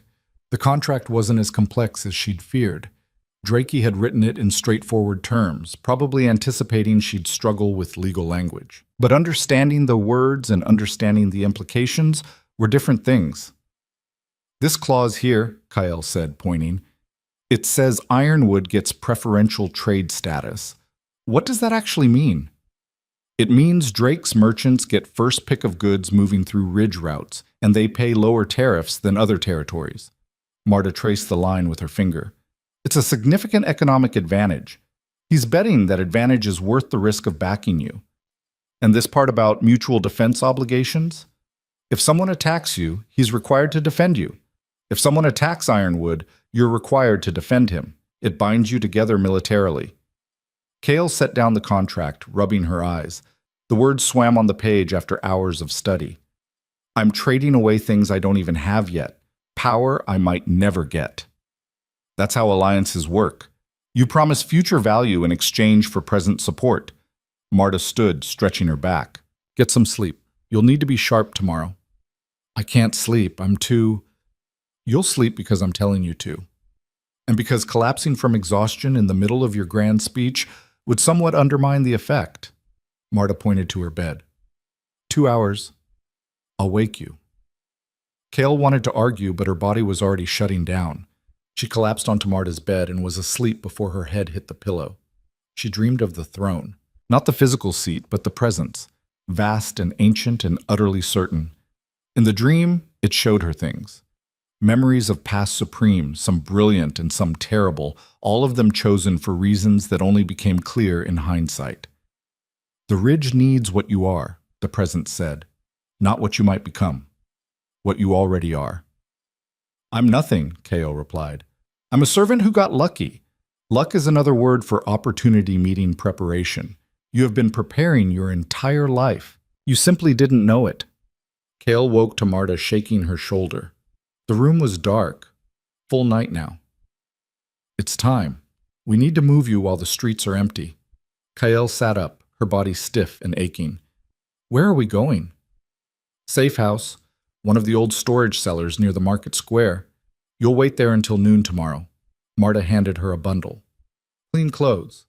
Can't have you looking like a drowned rat when you address the masses. They slipped out into the night, moving through alleys and service corridors Kale knew by heart. They passed other figures in the darkness. Servants on late shifts, workers heading home, people who lived in the invisible spaces of the ridge. Some of them recognized Kale. She saw it in the way their eyes widened, the way they stepped back or forward, uncertain. But none of them raised an alarm. The safe house was exactly what Marta had described. A cellar that had once stored grain, now mostly empty except for rats and the smell of old wheat. Marta lit a candle stub and set it on an overturned crate. I'll send word. By noon tomorrow, every servant and worker who can get away will be in that square. Marta moved to the door, then paused. Kyle? What you're about to do, it's going to change things. The ridge won't be the same after tomorrow, regardless of what happens to you. I know. Do you, though? Because once you speak, once you challenge the old order publicly, there's no going back. Even if the council somehow forgives you, even if you pass the trials and become supreme, people will remember that you were willing to burn it all down. That makes you dangerous. I'm already dangerous. The throne made sure of that. Marta smiled. Fair enough. Get some rest. Tomorrow we find out if the ridge is ready for someone like you. She left, locking the door from the outside for safety. Kale sat in the darkness, the contract clutched in her hands, and tried to prepare words for a speech she didn't know how to give. How did you tell people to believe in you when you barely believed in yourself? The throne's power stirred, and this time Kyle felt something almost like encouragement. You survived the arena by being yourself, it whispered. Do the same tomorrow. Kale closed her eyes and tried to find the courage somewhere in the exhausted, terrified girl who'd once been invisible. She must have dozed because the next thing she knew, there was pounding on the cellar door. Kale, it's time, Marta's voice. Kale stood, her ankle protesting but holding, and opened the door. Sunlight streamed in. The noise of the city filled the alley. Hundreds of voices. Movement. Life. The square's packed, Marta said, slightly out of breath.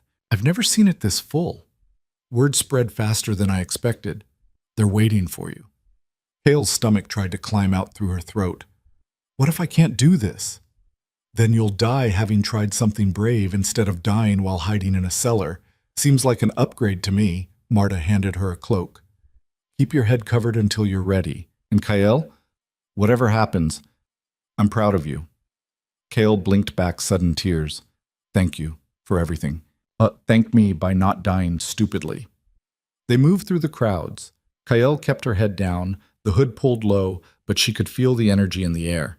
Anticipation, tension, the feeling of something about to break. The market square opened up before them, easily 1,000 people packed in, maybe more.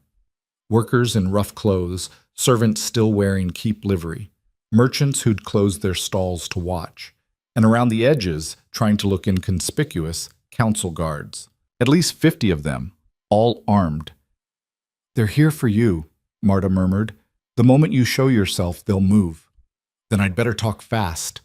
Kale pushed through the crowd toward the center, where a stone fountain provided a natural platform. People parted as she moved, and she could feel recognition rippling outward. Whispers, gasps. She reached the fountain, climbed up onto the edge. The crowd pressed closer, faces upturned, waiting. Kale threw back her hood. The response was immediate, shocked exclamations, excited chatter, and from the guards, sharp commands to move in. People of Duskfall Ridge! Kale's voice cracked on the first word, but she pushed through. My name is Kale Varen, and the throne chose me! The crowd erupted. The guards started pushing through, but the mass of bodies slowed them. They're calling me a criminal, Kale continued, her voice getting stronger. They say I used dark magic. They say I attacked guards and fled justice. And maybe I did attack guards, when they came to drag me to the black cells without a trial, when they decided the throne's choice didn't matter because I wasn't born into the right family. more voices joining hers now, angry agreement rippling through the crowd.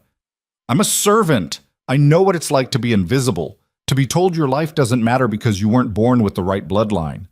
Kale's hands were shaking, but she kept going. The throne looked at all of us, nobles and warriors and wealthy merchants, and it chose a girl who scrubs floors. What does that tell you about what this ridge really needs? A roar of approval. The guards were close now, maybe 20 feet away. I'm not asking you to fight for me, Kyle shouted. I'm asking you to believe that change is possible, that we don't have to accept a system where some lives matter more than others. The throne saw that possibility. That's why it chose me. Seize her! The guard captain's voice cut through the noise, but the crowd was packed too tight, bodies pressed together, making a wall of flesh that the guards couldn't easily breach without violence. And they weren't willing to start killing innocent workers. Not yet. I accept. Kale pulled out Drake's contract, holding it high. Alpha Ronan Drake of Ironwood offered me an alliance, and I accept. Witnesses have heard. The contract is binding. She scanned the crowd, looking for there, near the edge of the square, standing on a merchant's cart for a better view. Ronan Drakey himself. Their eyes met across the sea of people. Kale saw calculation flash across his face, saw him weighing options, measuring risks. Then he smiled. It was a predator's smile, sharp and dangerous, but it was directed at the guards trying to arrest his new ally. Halt! Drake's voice carried across the square, with the authority of someone used to being obeyed. That woman is under Ironwood's protection. By the terms of alliance publicly accepted, any attack on her is an attack on my territory. The guard stopped, uncertain. The captain looked toward the keep, clearly trying to figure out if he had authority to arrest someone under an alpha's protection. Elder Voss appeared on the keep's balcony overlooking the square, flanked by other council members. This is irregular, Voss called down. The alliance hasn't been properly ratified by... The alliance was offered, accepted, and witnessed by 1,000 people, Drake shot back. Unless the council wants to argue that public contracts aren't binding, that would make for interesting conversation with every merchant in the ridge. Voss's face went pale. He knew the trap. Invalidating Kale's contract meant invalidating every public agreement ever made in the ridge. The economic chaos would be catastrophic. The elect is still accused of crimes, Voss said carefully. Crimes that must be answered for. Then grant her the trial she's owed, Kyle shouted. Not the black cells, not an execution disguised as justice. A real trial, in front of witnesses, where I can defend myself. The crowd roared agreement. Voss looked at the other council members, then at the packed square, then at Ronan Drakey standing with his hand on his sword, clearly prepared to make this very complicated if they tried to arrest Kyle by force. Very well, he said, and Kyle could hear the defeat in his voice. Kyle Varian will be granted a formal tribunal, 3 days hence. Until then, she will be... He paused, choosing words carefully. Held in protective custody. In Alpha Drake's quarters. Under his responsibility. It wasn't perfect, but it was better than the black cells. I accept those terms, Kyle said, before anyone could change their mind. Drake pushed through the crowd toward her. When he reached the fountain, he offered his hand. The third time now, Kyle noted. She took it. He pulled her down from the fountain and immediately moved to shield her with his body as the guards finally broke through the crowd. She's under my protection, Drakey said calmly. If you want to take her, you'll have to go through me and my entire territory. Is that really how you want this to play out? The guard captain hesitated, then stepped back. 3 days until the tribunal. She doesn't leave your sight until then. Understood. Drake led Kyle through the crowd, his warriors materializing from somewhere to form a protective cordon. The people reached out as she passed, touching her cloak, her hands, whispering blessings and prayers and desperate hopes. Kale felt the weight of all those hopes settling on her shoulders like a physical thing. They made it back to the keep, to Drake's quarters, and only then did he release her arm. That, he said slowly, was either the stupidest or the smartest thing I've ever witnessed. I genuinely can't decide which. Kyle sank into a chair, her legs finally giving out. Did it work? You turned yourself from a fugitive into a symbol in about 5 minutes. You forced the council to grant you a trial they didn't want to give. You maneuvered me into a public alliance I offered privately. Drake poured 2 glasses of something amber and handed her one. Yes, Kyle, it worked. So what happens now? Now we prepare for your tribunal. They'll try to prove you're unfit. We need to prove you're not only fit, but necessary. Drake sat across from her. The wisdom trial is supposed to come after the tribunal, but I suspect the council will try to combine them. Kill 2 birds with 1 stone. How do we prepare? We teach you everything a Supreme needs to know. Territory management, trade agreements, conflict resolution, military strategy. Drake ticked them off on his fingers. You have 3 days? That's impossible. Yes, but we're going to do it anyway. He leaned forward. Because here's what you need to understand, KL. What you did today, that speech in the square, you just declared war on the old order. They can't let you win now. If you win, it proves everything they've built is founded on lies. Then how do I win? By being exactly what the throne saw in you. Not a warrior or a noble or a merchant, a survivor who knows how to see people instead of just using them. Drake finished his drink. The tribunal will be brutal. They'll try to humiliate you, expose your ignorance, make you look foolish. Your job is to turn every attack into proof that the system itself is broken. Kale thought about Marta's words. Prove the standards themselves are wrong. I can do that, she said quietly. I know you can. That's why I offered the alliance. Drake stood. Get some rest. Tomorrow we start your education. And Kael, what you did today, standing up in that square knowing they might kill you, that took real courage, the kind that can't be taught. He left her alone in the room. Kael sat in the growing darkness, thinking about the 1,000 faces in the square, about the hope she'd seen in their eyes. Hope she'd put there. The responsibility was terrifying. But for the first time since sitting on that cursed throne, Kael felt something other than fear. She felt purpose. The throne's power hummed in agreement, and somewhere deep in her chest, Kael thought she felt it smile. 3 days until the tribunal. 3 days to learn what she needed to survive. 3 days until she either changed the Ridge forever or died trying. Kael pulled out Drake's contract, her contract now, and began to read it again, determined to understand every word. Because if she was going to burn down the old world, she needed to know exactly what she was building in its place. The tribunal chamber had been built for intimidation. High stone walls, narrow windows that let in just enough light to see faces but not enough to feel warmth, and a raised platform where the 7 alphas sat in judgment like ancient kings deciding the fate of peasants. Kyle stood in the center of the floor, alone. No chair, no table, just her and the weight of every eye in the room. The 3 days of preparation felt simultaneously like forever, and not nearly enough time. Drake had drilled her relentlessly. History, law, territory management, trade agreements. Her head was stuffed with information she barely understood, and now she was supposed to use it to prove she deserved to live. The gallery was packed, nobles in the front rows, common folk crammed in the back, standing room only. Kael spotted Marta near the rear, her face carefully neutral. Gregor the pitfighter was there too, arms crossed, watching with professional interest. And in a shadowed corner, barely visible, she thought she saw Fenris, the boy who'd nearly died in the arena, pale but alive. This tribunal is convened, Elder Voss announced from his position beside the Alphas' platform, to determine the fitness of Kyle Varen to continue as elect. The charges are as follows: use of forbidden magic, assault on council guards, flight from lawful custody, and conspiracy to undermine the established order. Those are crimes punishable by death, Thorne added, leaning forward with barely concealed eagerness. Each one individually. Together, they paint a picture of someone fundamentally unsuited to leadership. I didn't use forbidden magic, Kael said, her voice steady despite her hammering heart. The throne's power acted through me. If that's forbidden, then the throne itself is breaking the law. A murmur rippled through the gallery. The throne is not on trial here, Marok said coldly. You are. Then perhaps it should be. Kael took a breath, remembering Drake's coaching. Turn their attacks into questions about the system. If the throne's choice can be overruled by this council, what's the point of having a throne at all? Why not just have the alphas vote among themselves and save everyone the trouble? Because tradition demands, Castellan started. Tradition demanded the throne choose, Kael interrupted. It chose. You didn't like the choice, so now you're looking for reasons to invalidate it.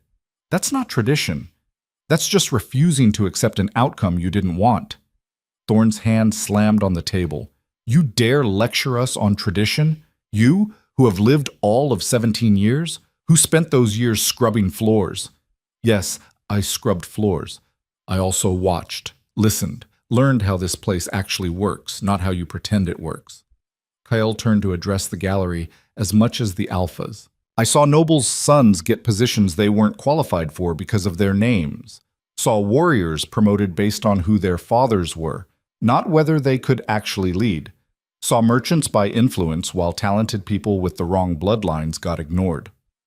You're describing civilization, Vex said dismissively. Systems require hierarchy. Some people lead, others follow. That's natural order. Natural order.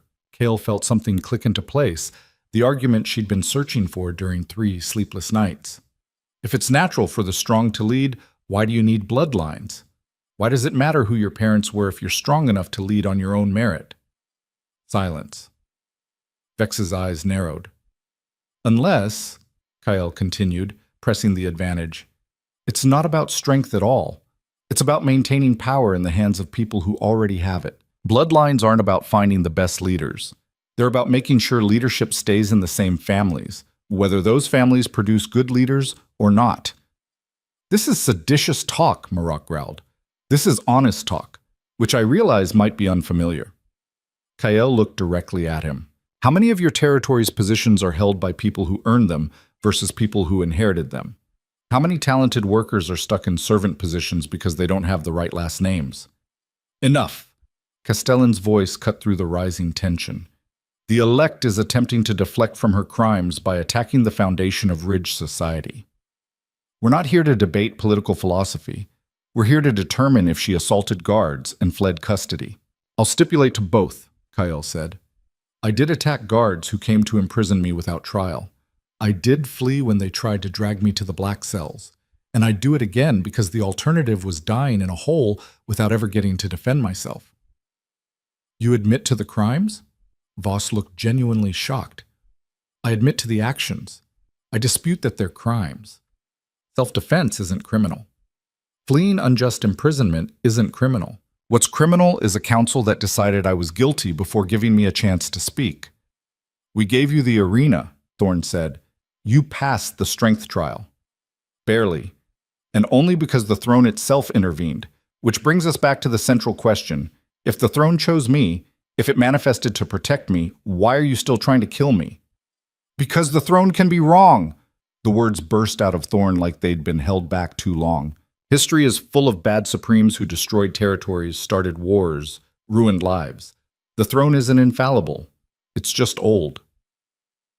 Finally, the admission Kyle had been waiting for. So the throne can be wrong, she said softly, which means you don't actually trust it. You just use it as a tool to legitimize decisions you've already made. When it chooses someone you like, the throne is sacred and infallible. When it chooses someone you don't like, suddenly it's fallible and needs to be overruled. She turned to the gallery, speaking louder now. This isn't about whether I'm fit to lead. It's about whether they're willing to accept a leader they didn't choose. And the answer is clearly no. So let's stop pretending this is a fair trial and admit what it really is. A powerful group of people protecting their power by eliminating a threat to the system that gives them that power. The gallery erupted. Nobles shouting denials, commoners shouting agreement, the noise building to a roar. Order! Voss slammed his staff against the floor. This tribunal will maintain order. Then let's maintain some honesty too, Ronan Drake said, standing from his position in the gallery. The elect makes a valid point. We claim to honor the throne's choice, while simultaneously trying to invalidate it. We can't have it both ways. You would defend her, Vex said. You have an alliance. You benefit from her survival. I benefit from stability, Drake corrected. The ridge is fracturing. We all know it. Without a supreme, we'll be at civil war within a year. The throne offered us a solution, and we're rejecting it because we don't like how young she is or where she came from. She has no training, Marok protested. Then train her.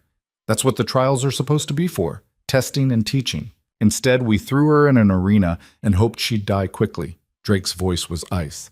I watched those fights. I watched a 15-year-old boy nearly burn himself to death because you, Alpha Marok, conditioned him to see his only value in how he served you. That's not leadership.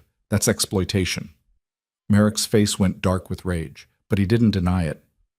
The wisdom trial, Castellan interjected, clearly trying to redirect. We still have the wisdom trial. Let's conduct it now. Give the elect a chance to prove she has the judgment necessary to lead. Fine, Thorne said. Let's see what the servant knows about actually governing. Voss looked uncertain, but nodded. Very well. The wisdom trial will consist of 3 scenarios. The elect must provide solutions that demonstrate sound judgment, strategic thinking, and understanding of Ridge law and customs. He unrolled a scroll, reading from prepared questions. First scenario, 2 territories dispute a border. Both claim historical right to the land. Both have armed forces ready to fight. How do you resolve it? Cale's mind raced. This was exactly the kind of question Drake had prepared her for. The obvious answer was to study the historical claims, but that would take months and probably not satisfy either side.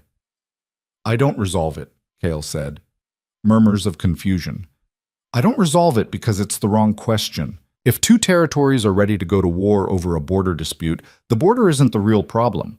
Something deeper is wrong, maybe resource scarcity, maybe old grudges. Maybe one territory feels threatened by the other. Kyle took a breath. So instead of arbitrating the border dispute, I'd ask what both territories actually need. Maybe the border is near a water source, and both sides need access. Solution: shared access rights. Maybe it's about pride and saving face. Solution: symbolic concessions that let both sides claim victory. The point is, you can't resolve conflict by just picking a side. You resolve it by addressing the underlying needs. Silence. Then Castellan slowly nodded. Practical. Not traditional, but practical. Second scenario, Voss continued, though he sounded less confident now. A wealthy merchant is accused of cheating workers out of wages. The merchant claims the workers agreed to their payment. The workers claim they were coerced. You have no clear evidence either way. What do you do? Another scenario Drake had covered, but his answer had been about investigating thoroughly and following legal procedures. Cale decided to go a different direction. I ask the merchant to live on a worker's wage for 1 month. If he agrees and completes the month, I rule in his favor. If he refuses or can't complete it, I rule for the workers.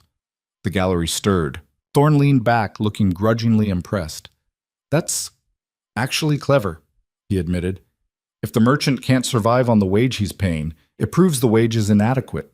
If he can, it proves the workers are lying or the wage is fair. It also, Kyle added, forces the merchant to understand what he's asking of his workers. Even if I rule in his favor, he'll probably treat them better afterward. Third scenario, Voss said, and now his voice was careful, measured. The most difficult. You are supreme. One of the territorial alphas is clearly planning rebellion. You have evidence but not absolute proof. If you accuse them without proof, you risk looking paranoid and weak.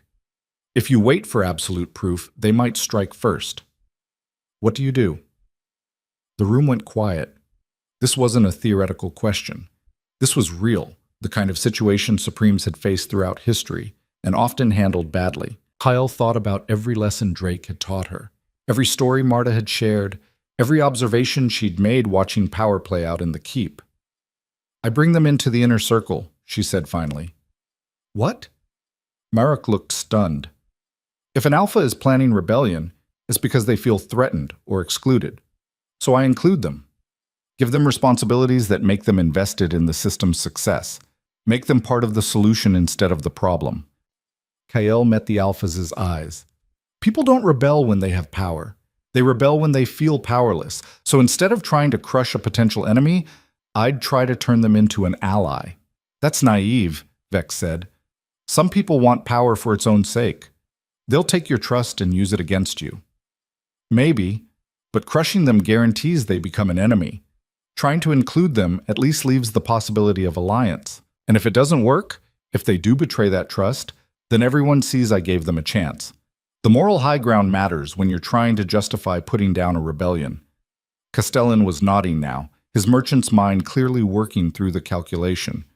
It's a risk, but it's a calculated risk with potential upside. That's the foundation of good strategy. Voss set down his scroll. The elect has completed the wisdom trial. The council will now deliberate. Wait, Kael said. I have a question for the council. Every alpha turned to stare at her. The trials are supposed to test me, but they also reveal something about you, about this system. Kael took a step forward. You threw me in an arena hoping I'd die. When I didn't, you tried to arrest me without trial. When I demanded a trial, you stacked it against me. At every turn, you've tried to eliminate me rather than actually test whether I could lead. Your point? Thorn growled. My point is that a system that fights this hard to prevent change is a system that's afraid of what change might reveal. You're not protecting the ridge, you're protecting your positions in it. Kael looked at each alpha in turn. The throne chose me because I represent something you can't offer. A ridge where people matter more than bloodlines, where leadership is earned instead of inherited, where we actually solve problems instead of just maintaining the status quo until everything collapses. You think you can create that? Vex asked. You think one person can change 8 centuries of tradition? No, I think a lot of people can change it if they're given the chance. I'm just the one the throne picked to start. Kael took a breath. So here's my question. Are you going to keep fighting the throne's choice? Or are you going to accept that maybe, just maybe, the old ways aren't working anymore? The silence that followed was absolute. Then Ronan Drake stood. I vote to confirm Kael Varen as Supreme Elect. She has passed both trials with insight and courage. More importantly, she's demonstrated the kind of thinking the Ridge needs if we're going to survive the next decade. Seconded, Castellan said immediately, though I do so with reservations. But reservations about an uncertain future are better than certainties about decline. 2 votes. They needed 4 out of 7. Vex studied Kael for a long moment. I vote to confirm. Not because I like her or her ideas, but because the throne chose her, and I'm not arrogant enough to think I know better than 8 centuries of tradition. 3. I vote against, Thorn said flatly. The girl has potential, I'll grant that. But potential isn't qualification. She's too young, too inexperienced, too willing to tear down systems without understanding what holds them together. Against, Merrick agreed, for much the same reasons. 3-4-2 against. 2 votes left. The remaining council members who'd been silent until now. Elder Voss stood slowly. As record keeper, I have access to every Supreme's history. I've read about bold ones and cautious ones, brilliant ones and foolish ones, and I've noticed a pattern. The throne doesn't always choose the person we expect or even the person who seems most qualified. It chooses the person the Ridge needs at that specific moment in history. He paused, looking at Kael. I believe we are at a crossroads. The old systems are failing. Territory loyalty is fracturing. The gap between rich and poor has never been wider. We need someone who can bridge those divides, who understands both the bottom and the top of Ridge society. He took a breath. I vote to confirm. 4 votes. Kael felt her knees go weak. The last council member was a woman Kael barely knew, Alpha Saren of the Coastal Holdings, who'd been silent throughout the entire tribunal. I abstain, she said quietly. You can't abstain, Merrick protested. This requires a decision. I can abstain because I genuinely don't know if she's ready, but I also don't know if any of us were ready when we took power. Leadership isn't about being ready. It's about rising to the moment. Saren looked at Kael. So I abstain, and I let the majority decide. 4 votes is enough. Voss struck his staff against the floor. The vote stands at 4 in favor, 2 against, 1 abstention. By the authority vested in this council, I declare Kael Varen has passed both the strength and wisdom trials. She is confirmed as Supreme Elect and will undergo the final trial, leadership, over the course of the next 6 months. During that time, she will serve as Provisional Supreme with full council oversight. The gallery erupted, some in celebration, some in outrage, but the noise was deafening. Kyle stood frozen, not quite believing it was over, not quite believing she'd won. Drake was suddenly beside her, his hand on her shoulder. Breathe, he said quietly. You're not dying. You're allowed to breathe. Kyle sucked in air, realized she'd been holding her breath for the last minute. I did it, she whispered. You did it. What happens now? Now? Drake smiled. Now the real work begins. The days that followed were chaos. Kael was moved to the Supreme's chambers, rooms she'd cleaned 100 times but never imagined occupying. A staff was assigned to her. Advisors appeared offering help that came with strings attached. Every alpha wanted a private audience, wanted to establish their relationship with the new power center. It was overwhelming, exhausting, terrifying. And Kael loved it. Not the politics or the manipulation or the endless meetings, but the work. The actual work of trying to make the Ridge function better. Her first official act was to establish a merit-based promotion system in the Keep's staff. Servants could now qualify for better positions through demonstrated skill rather than just seniority or connections. It was a small change, but the response was immediate. Workers who'd been invisible for years suddenly had hope. Her second act was to create a council position for a representative elected by the workers and common folk. The Alphas hated it, but Kael had coalition votes from Drake, Castellan, and Vex, enough to pass it over objections. Slowly, carefully, she began to reshape the Ridge. There was resistance. Of course there was. Thorn tried to undermine her at every turn. Marek spread rumors about her incompetence. Small rebellions broke out in territories that refused to accept a servant supreme. But there was also support. Workers rallied to her. Young nobles tired of the old ways began to see possibility. And gradually, grudgingly, even some of the old guards started to admit that maybe change wasn't synonymous with collapse. 6 months after the tribunal, Kael stood in the Grand Hall for the final vote. The leadership trial was over. The council would now vote on whether to confirm her as supreme permanently or strip her title and start over. The gallery was packed again. But this time, Kael wasn't standing alone on the floor. She stood on the dais beside the throne. The vote went 5 in favor, 2 against. Seren had finally chosen a side, joining the majority. Only Thorn and Marok held out. But even they couldn't argue with the results. Territory disputes were down, trade was up, and for the first time in years, the Ridge felt like it was moving forward instead of just surviving. Kael Varen, Voss announced. By the authority of this council and the will of the throne, you are confirmed as Supreme of Duskfall Ridge. This time when Kael sat on the throne, it didn't erupt with power. It simply settled around her like a familiar coat, warm and certain and right. The crowd erupted in cheers. Later, after the ceremonies and celebrations, after the last well-wisher had left and the halls had gone quiet, Kael found herself alone in the Supreme's study. A knock at the door. Marta entered without waiting for permission, carrying a tray with tea and bread. "Thought you might be hungry," the cook said, setting it down. "You barely touched the feast." "Too many people watching me eat. Felt weird." Kael smiled. "Thank you for everything. I wouldn't have survived without you." "You would have. You're stronger than you think."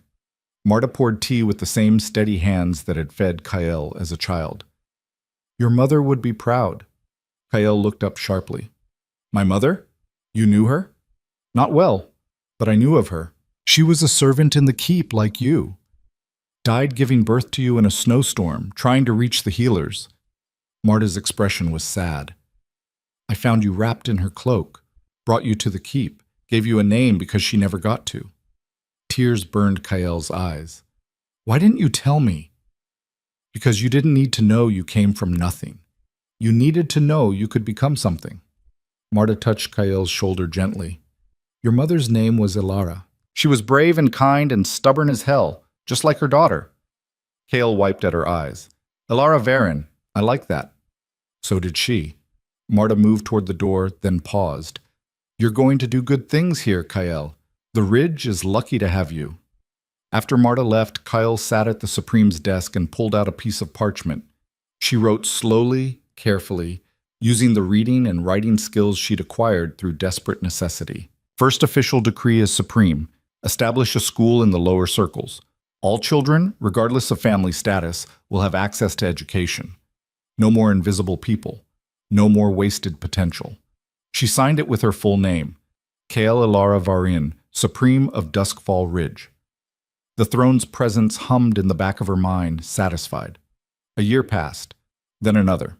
The changes Kael implemented took root slowly, but they took root. The ridge didn't transform overnight into some perfect utopia. There were still problems, still conflicts, still people who resisted change. But it was better, measurably, tangibly better.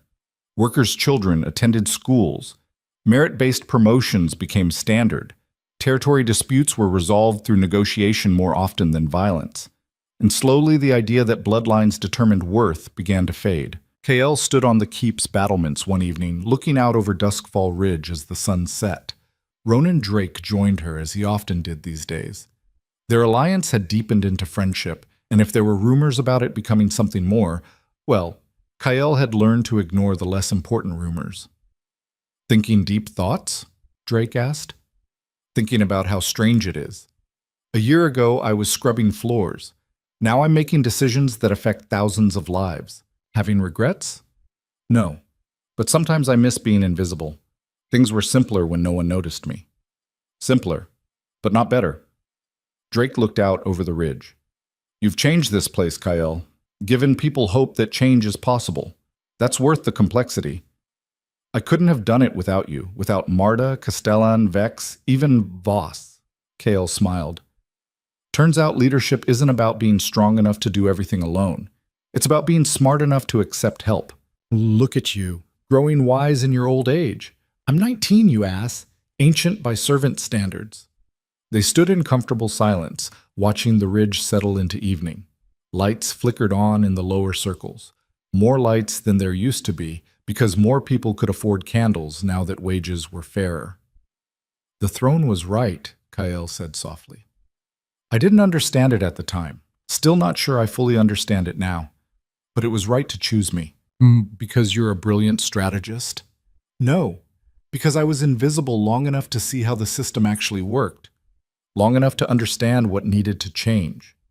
Kael turned to face Drake. "The throne didn't choose me despite being a servant. It chose me because I was a servant, because someone who'd lived at the bottom would never forget what it felt like, would never stop fighting to make sure others didn't have to stay there."